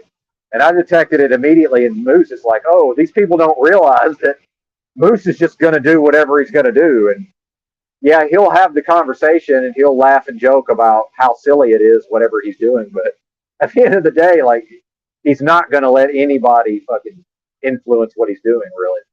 Like, once he's got his mind made up. Yeah, man, I'm looking forward to the next bathroom break because I'm going to make some coffee.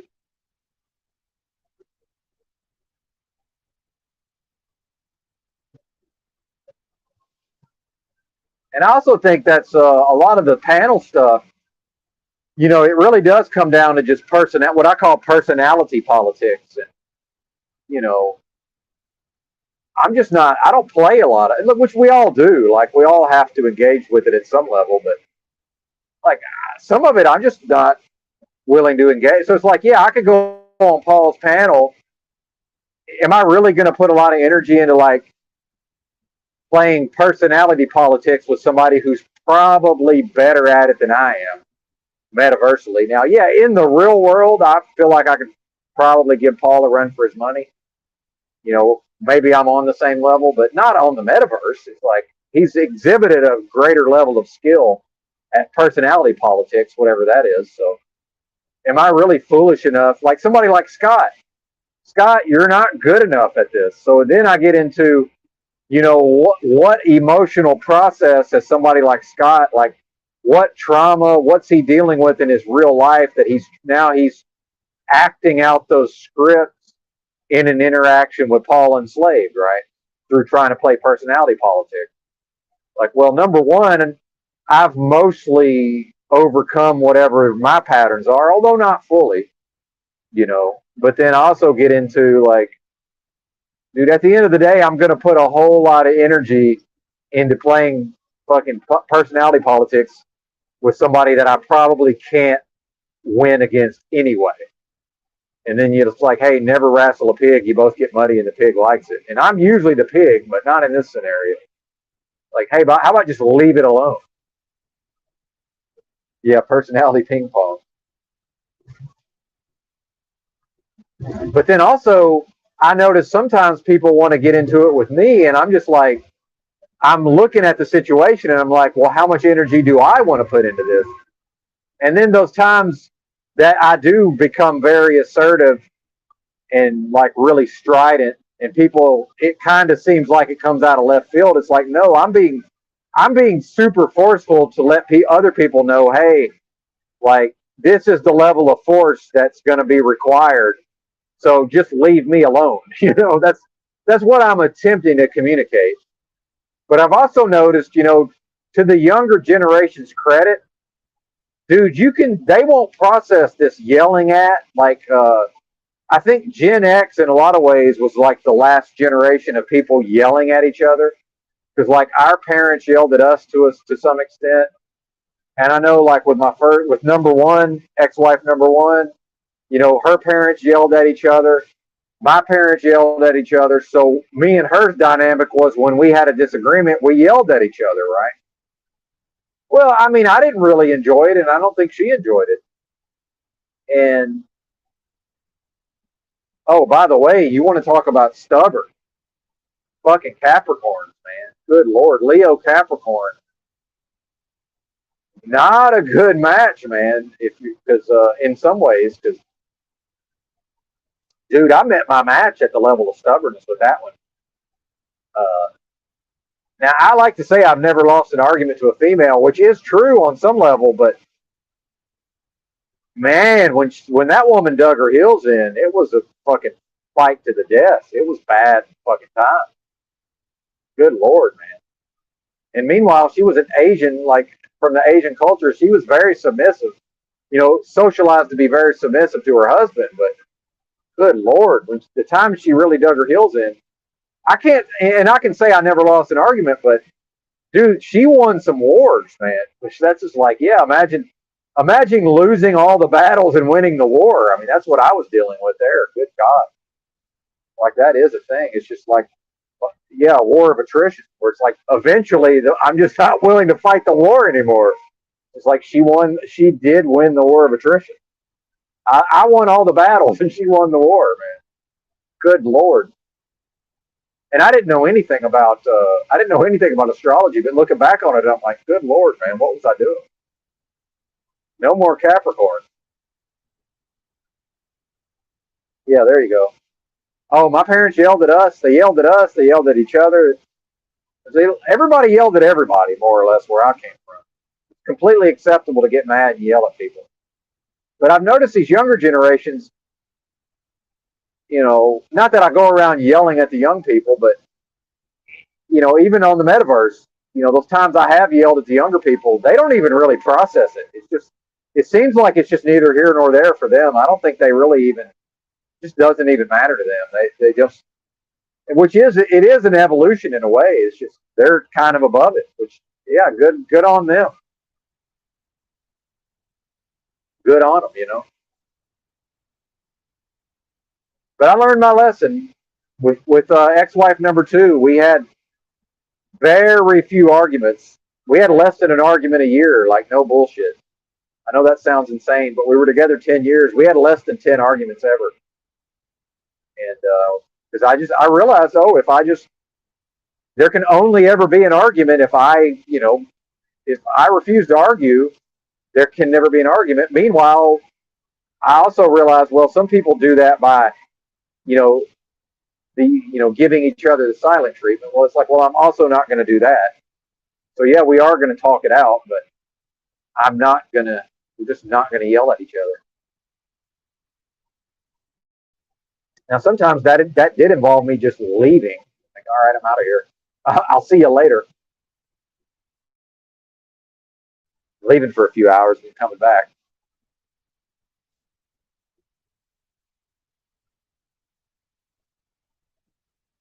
Yeah, can you please put that feeling in the form of an emoji? That's right.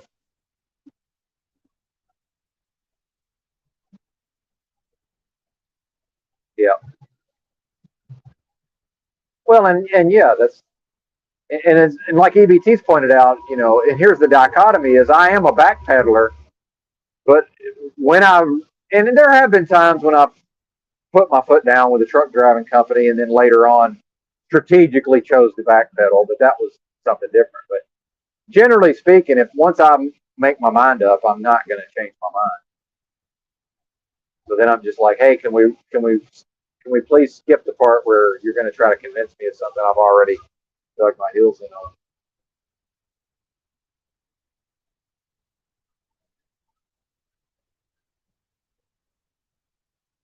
Well, that's the thing about going with the flow. I don't want to go with the flow.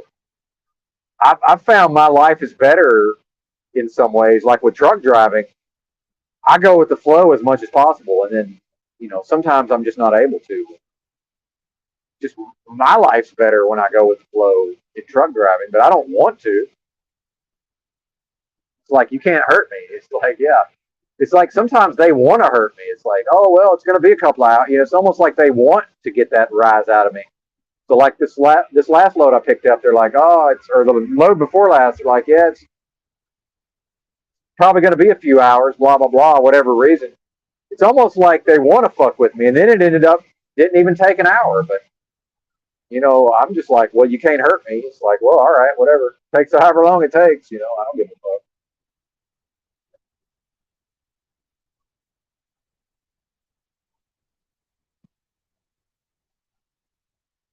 It's almost like the more I care, the more I experience those problems. The less I care, it's just like, ah. But every once in a while, it's 9 hours at the shipper. That's just truck driving on occasion.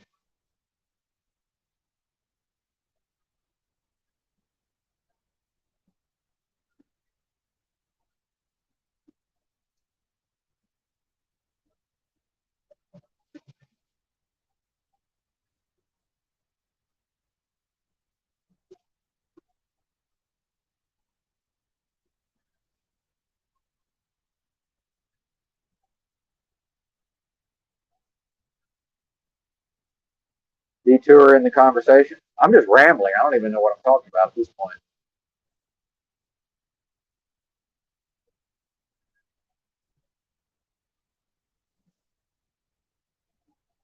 Is this real?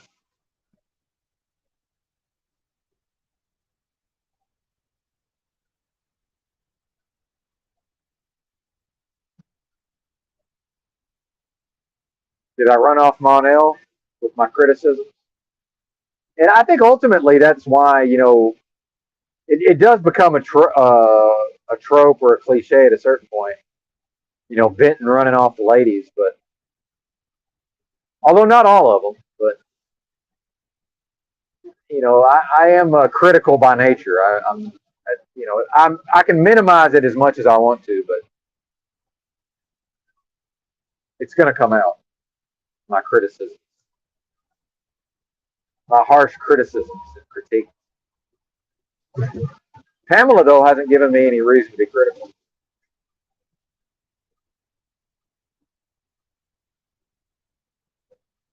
Yes, Sri Svetlana. Yeah, Svetlana has a personality disorder. There's something bad wrong with Svetlana psychologically. That is not a mentally well person.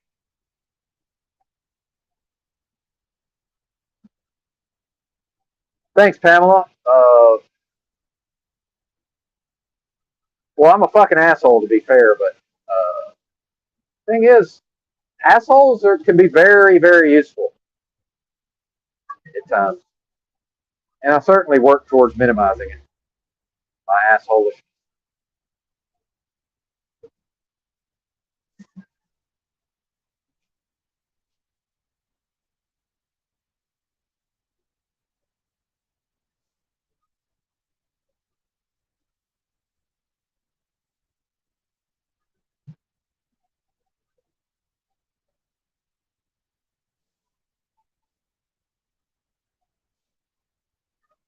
What's up, Kuya Early? Good to see you. Kuya, Kuya. Yeah, sometimes the only thing that's going to get a job done is an asshole. That's just every once in a while you just need if somebody is a given scenario where it's like somebody's going to have to be an asshole. It's going to be for the greater good.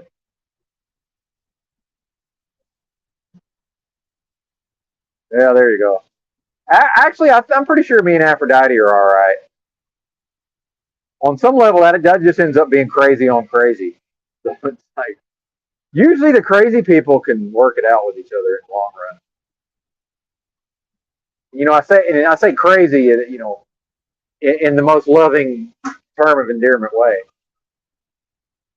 But I can't actually be crazy since I know I'm crazy, and that is, part of what Drew was trying to convey when we had our blow up or whatever. But he wasn't wrong about that part of it.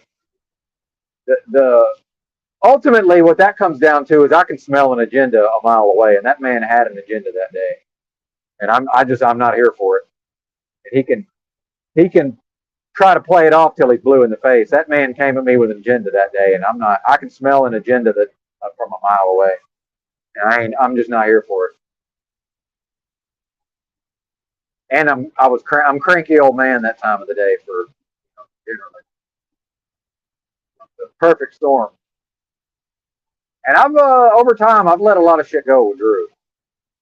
I've forgiven a lot of trespasses, and he probably has as well. I mean, I'm pretty sure that's a two-way street. Just my Drew is very sensitive to weird. He's not good at tolerating weirdness. So just tolerating my weirdness for as long as he did is a credit to his something about him anyway. And a lot of people we do criticize Drew a lot, but I've seen a lot of growth in Drew in the time I've known him. I mean, there's no doubt about that. He's come a long way in a lot of areas. So as much as I criticized him for not doing internal work, I mean, he really has to some extent.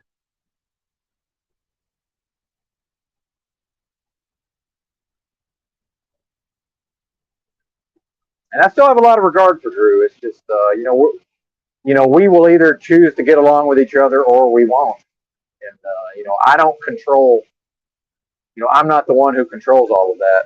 So whatever my part is, I'll do what I can do.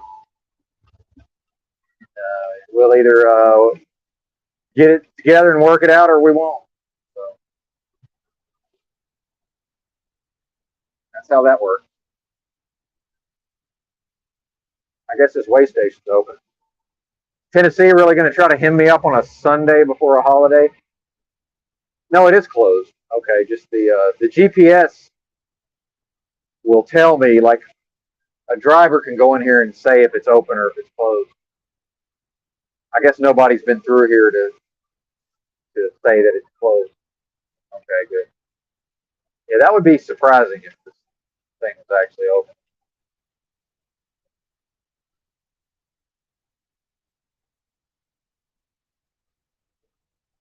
Where was I? Oh yeah, yeah.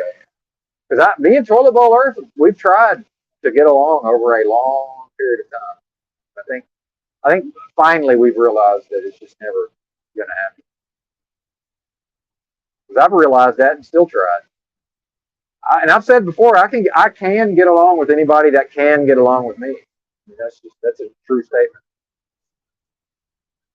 I thank God I have no ability to hold a grudge. I cannot get involved in vendettas.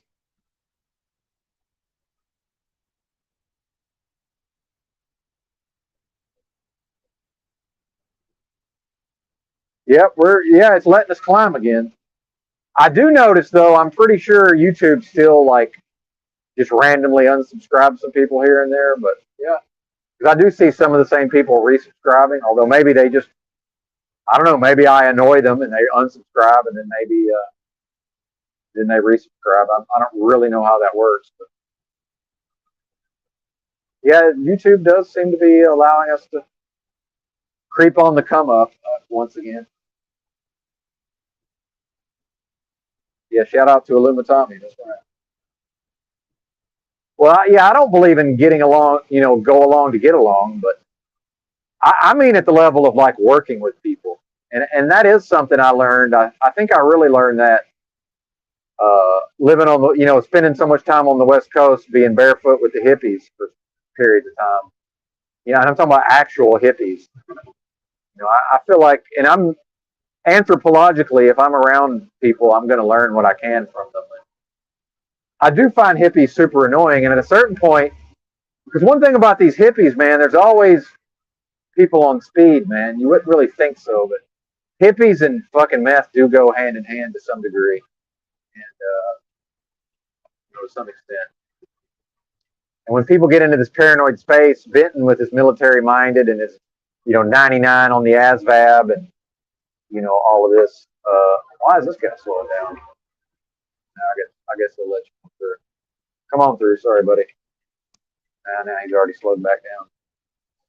Sorry, man. I don't know what this guy's doing.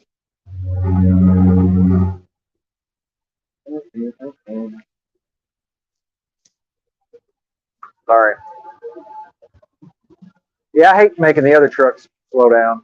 This guy had a good head of steam built up. That was just a mistake, sir. So we can forgive mistakes. And I'm very forgiving of mistakes. Myself. Yeah, that was merely an error, sir. A rare error in driving. Please forgive me.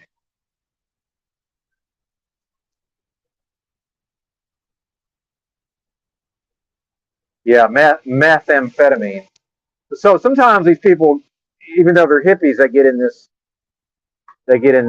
paranoid space with the speed, and Benton is I come across very serious in a certain type of way where all of a sudden Benton's a cop.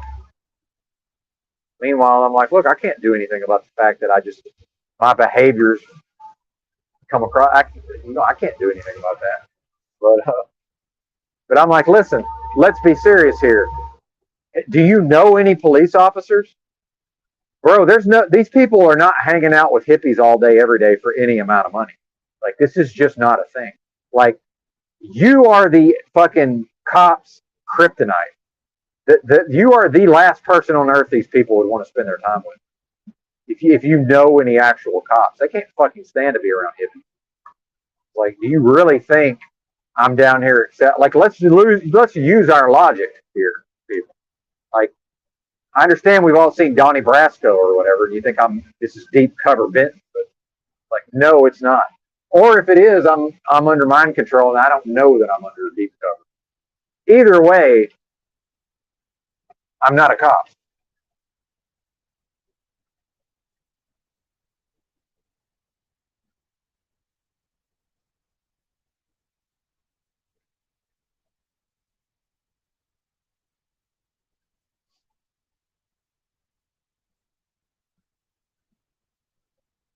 Yeah, my preference is less interaction, but thankfully I have highly developed social skills. Although the young folks don't, so I've just like accidentally, made some kind of affable remark at a Starbucks or whatever to one of these 20-year-olds and had them like literally just glitch out and not know how to, just not even understand how to have a social interaction. And I'm just looking at them like, oh, now this person's glitching out. Like, all right, have a good day. Sorry about that. Didn't mean to trigger your social anxiety or whatever. Well, yeah, that's true. I agree with that. It is sort of its own thing. Like, and I am also annoyed by probably the same things that annoy the police, but I am fascinated culturally, right? Although now I'm not because I've spent enough time around. It's like once I've observed enough of the culture, then it's like, okay, now the annoyance overpowers it. And hippies are fucking annoying. Just those bizarre names that they want to be called. Like, like, you know, You want to be called Sunfruit or something. It's like, really?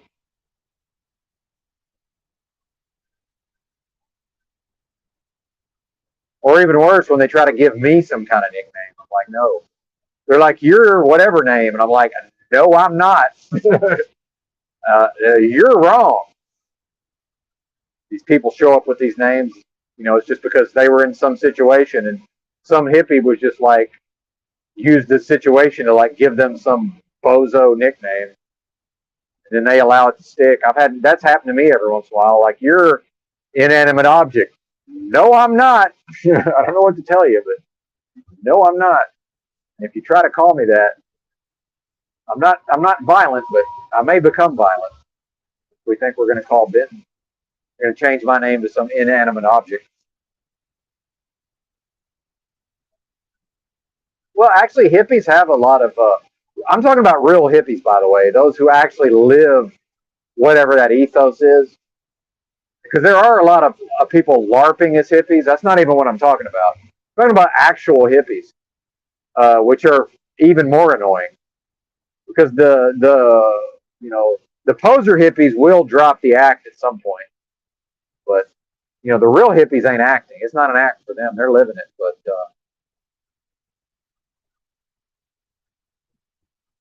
they have a lot of positive traits, such as I've learned a lot of lessons from them. And I think that's how I got on the whole hippie jag, was that I learned a lot. One of the things I learned from them is they very gently taught me that it's not appropriate for me to ever tell another person what that person should do, because the reality is I have almost no frame of reference for having. How the hell would I have any idea what that other person should do? Because I have no experience being that person. So, however, I could make my suggestions by using the word could. So instead of saying, hey, you should, the hippies don't like that. Now, but the hippies, because they are practicing what they preach, they will very gently communicate that to me.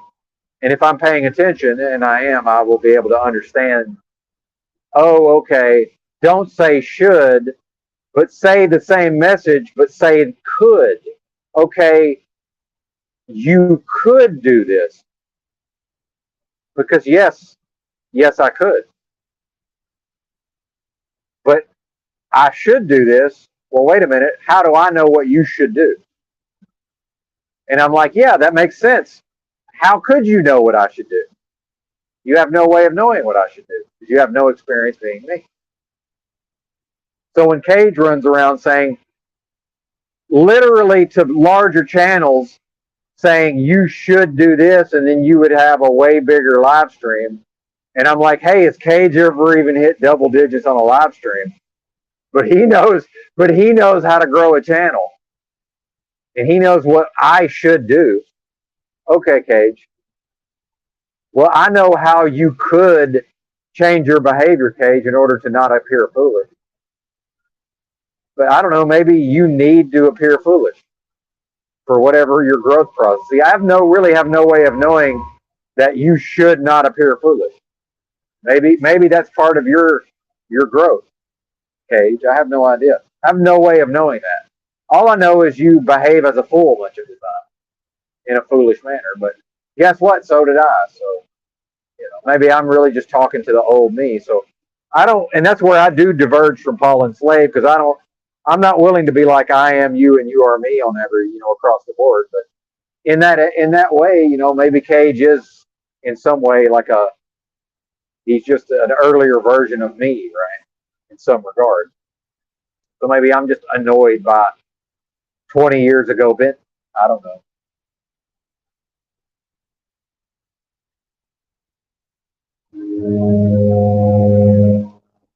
Oh yeah, absolutely, Dark Glasses Willie. And the reality is, as I've talked about, I'm critical of these people who believe that they're right wing MAGA, mom and apple pie, and all this American exceptionalism. Well, it turns out that's all mind control programming, just like the rest of it. Well, so was the lefty fucking hippy dippy, free speech, whatever, right? Like I do identify with leftism but I mean like actual fucking Berkeley free speech movement.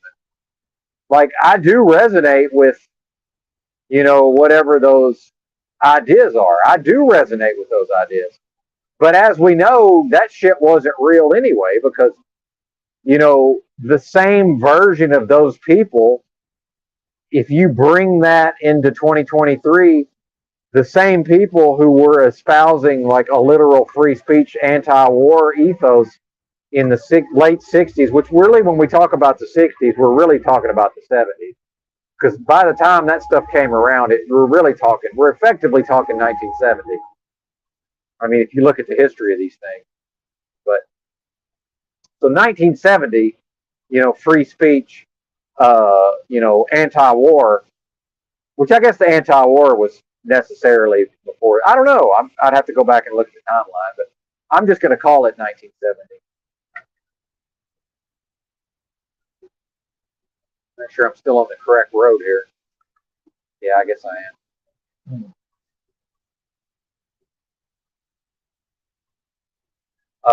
If you take that exact same, this is how I know it's mind control, by the way, because if you take those same people and those same ideas and you advance them into 2023, those people are authoritarian communists, right?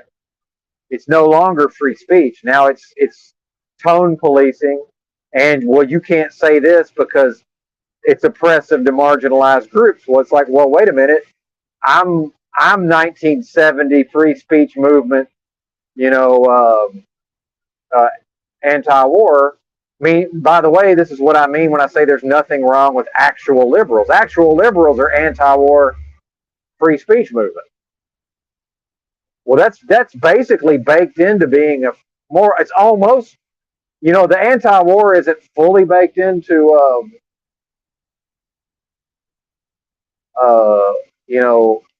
the right wing, the so-called MAGA, whatever. But the free speech stuff is, right. Well, I don't think these, all these Trump voters, I don't think they even understand. Well, yeah, don't you realize that free speech used to be associated with leftism? Like that, historically, that was not associated with Republicans and right wing. The idea of free speech. I don't think people are aware of those dynamics. So it's all bad. The lefty mind control is bad. The righty mind control bad. My thing is just, if you make me choose which mind control to identify with, I resonate more with the lefty stuff. But meanwhile, kill a commie for mommy. It's like, no, I don't want anything to do with communism, but I don't want anything to do with fascism either. Like, I'm completely against authoritarianism and totalitarianism, regardless of how it manifests. And as I think Woody's pointed out, increasingly we have both forms of it nowadays. It's like we've got this weird mixture of communism and fascism. It's like it's left wing and it's right wing totalitarianism all at the same time. It's very bizarre. I think it was Woody. Somebody said that. And I just realized that my truck's not gonna. It's not a climber, unfortunately.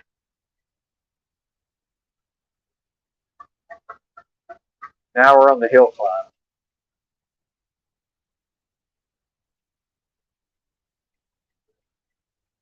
It is about time to stop and have some fruit and make a cup of coffee until later.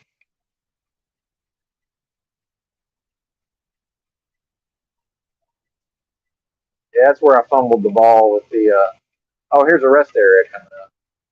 How lovely.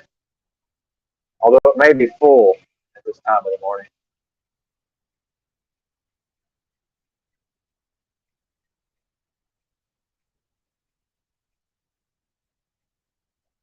Yeah, I can't really eat fruit and drink coffee at the same time. I'm not going to anyway. Well, yeah, and that's the thing about it. I don't think, and people don't know history, right? People could say, oh, that's just fake or whatever. Yeah, I'm talking about the official fiction, right? The narrative is America was considered isolationist.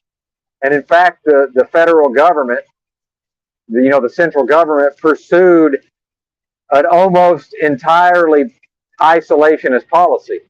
And in fact, that was a big deal with America being involved with both World War One and World War Two, was this overcoming, this isolationism enough to be involved in these wars later in the war, by the way. Versus now, it's what look at what is going on now. Sticking its nose in everything. Geopolitically.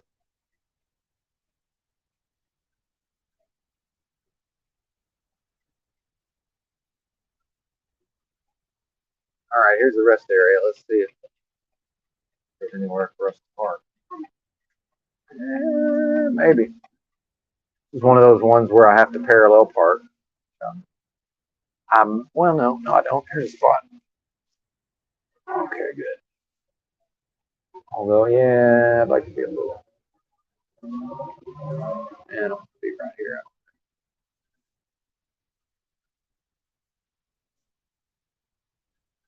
Too hard to pull out of that spot. Oh, shit. I am going to have to parallel park.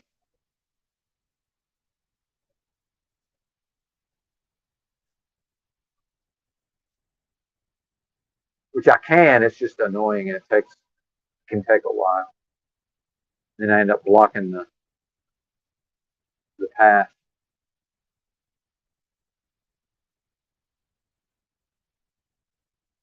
I think we can get in here though.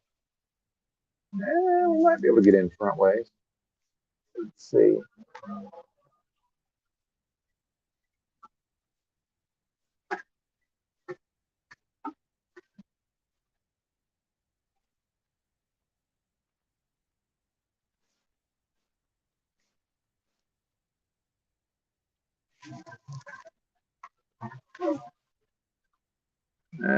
Fucking A. I think it's going to be a close but no cigar situation. Tearing up my steer tire now, all up against the curb. Mother, it's just not worth it.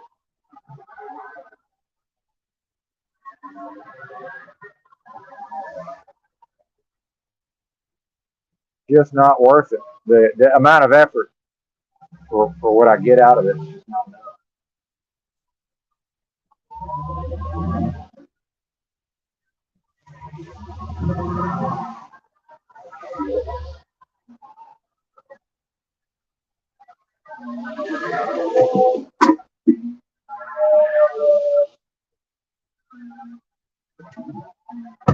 Damn.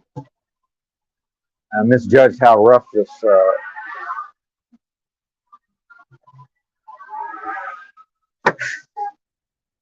patch of road is.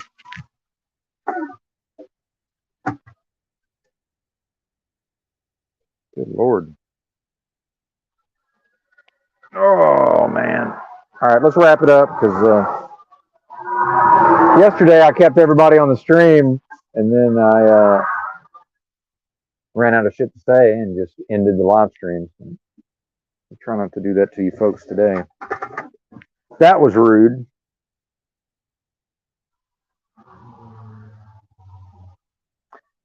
I hate parking on the shoulder like this because again, with the crumbling infrastructure, the asphalt portion is so worn away, and they've never replaced the gravel rather.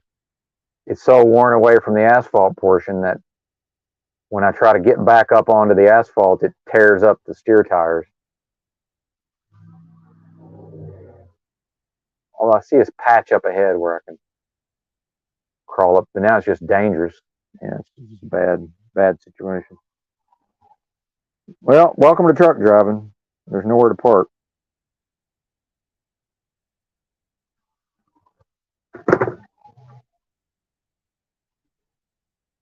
Asphalt. There you go. That's right.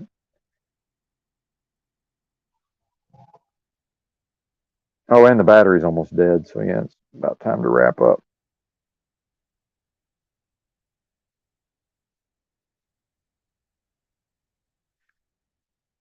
Yeah, exactly. Yeah, if you didn't know JFK's party and heard his speeches today, you'd say he was exactly. That's what I'm saying. There's nothing wrong with actual liberals. When Because that's why I get annoyed with people like, oh, the liberals, the liberals, the liberals. I'm like, no, you're talking about lefties. These are communists, man. Fucking liberal is JFK, dude. It's completely fine. You know, Thomas Jefferson or somebody. Like, what are you even talking about? There's nothing wrong with actual liberals. You know, Bill Maher, by the way.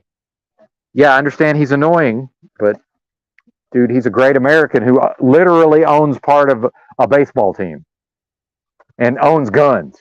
So he's a gun rights advocate who owns part of a baseball team. I don't know, man. Let's find two things more American than that. Oh, but you know, we don't like his tone of voice, and you know, we associate him with being a Democrat. Meanwhile, there's almost nobody socially conservative in this country anymore, right? Like, oh, you know, come on.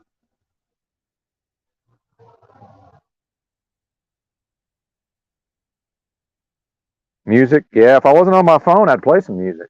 Or you probably mean music holds a secret.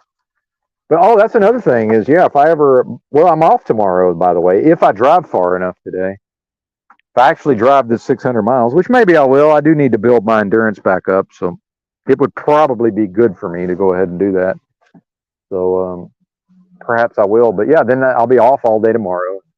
I've got all this extra data on my, you know, my hotspot. So yeah, maybe we'll do an epic live stream tomorrow. Who knows? Epic panel time.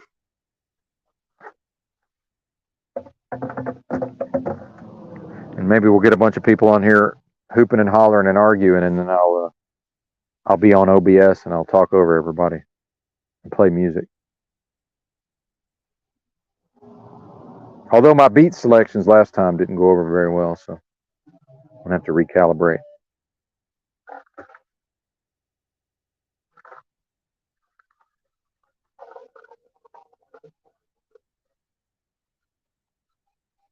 Anyway, unless y'all got anything, I think I'm done. Yeah, Memorial Day stream, that's right. Well, no promises, but it's certainly possible. Yeah, there you go. The notes. Well, and I do try to schedule a live stream far enough in advance, but because I have noticed if you actually like see the live stream, you know, in your feed or whatever, if you click that notify me, because you might think, oh well, I'm already subscribed, but that does seem to increase the chances of getting the notification. So I click every one of those I see, and then when I get the notification, I may not actually watch the stream, you know, depending on what else I'm doing. But I always click that little notify me. So I don't trust them to give me the notifications. You know, just because I'm subscribed and you know, click the bell or whatever they call that.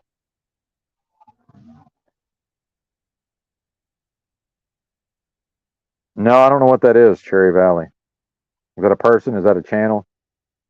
Yeah, Panel Palooza. There you go. Maybe I can remember that. Yep. Good to see everybody. I'm out of here. Thanks for watching or listening in this case. Bye.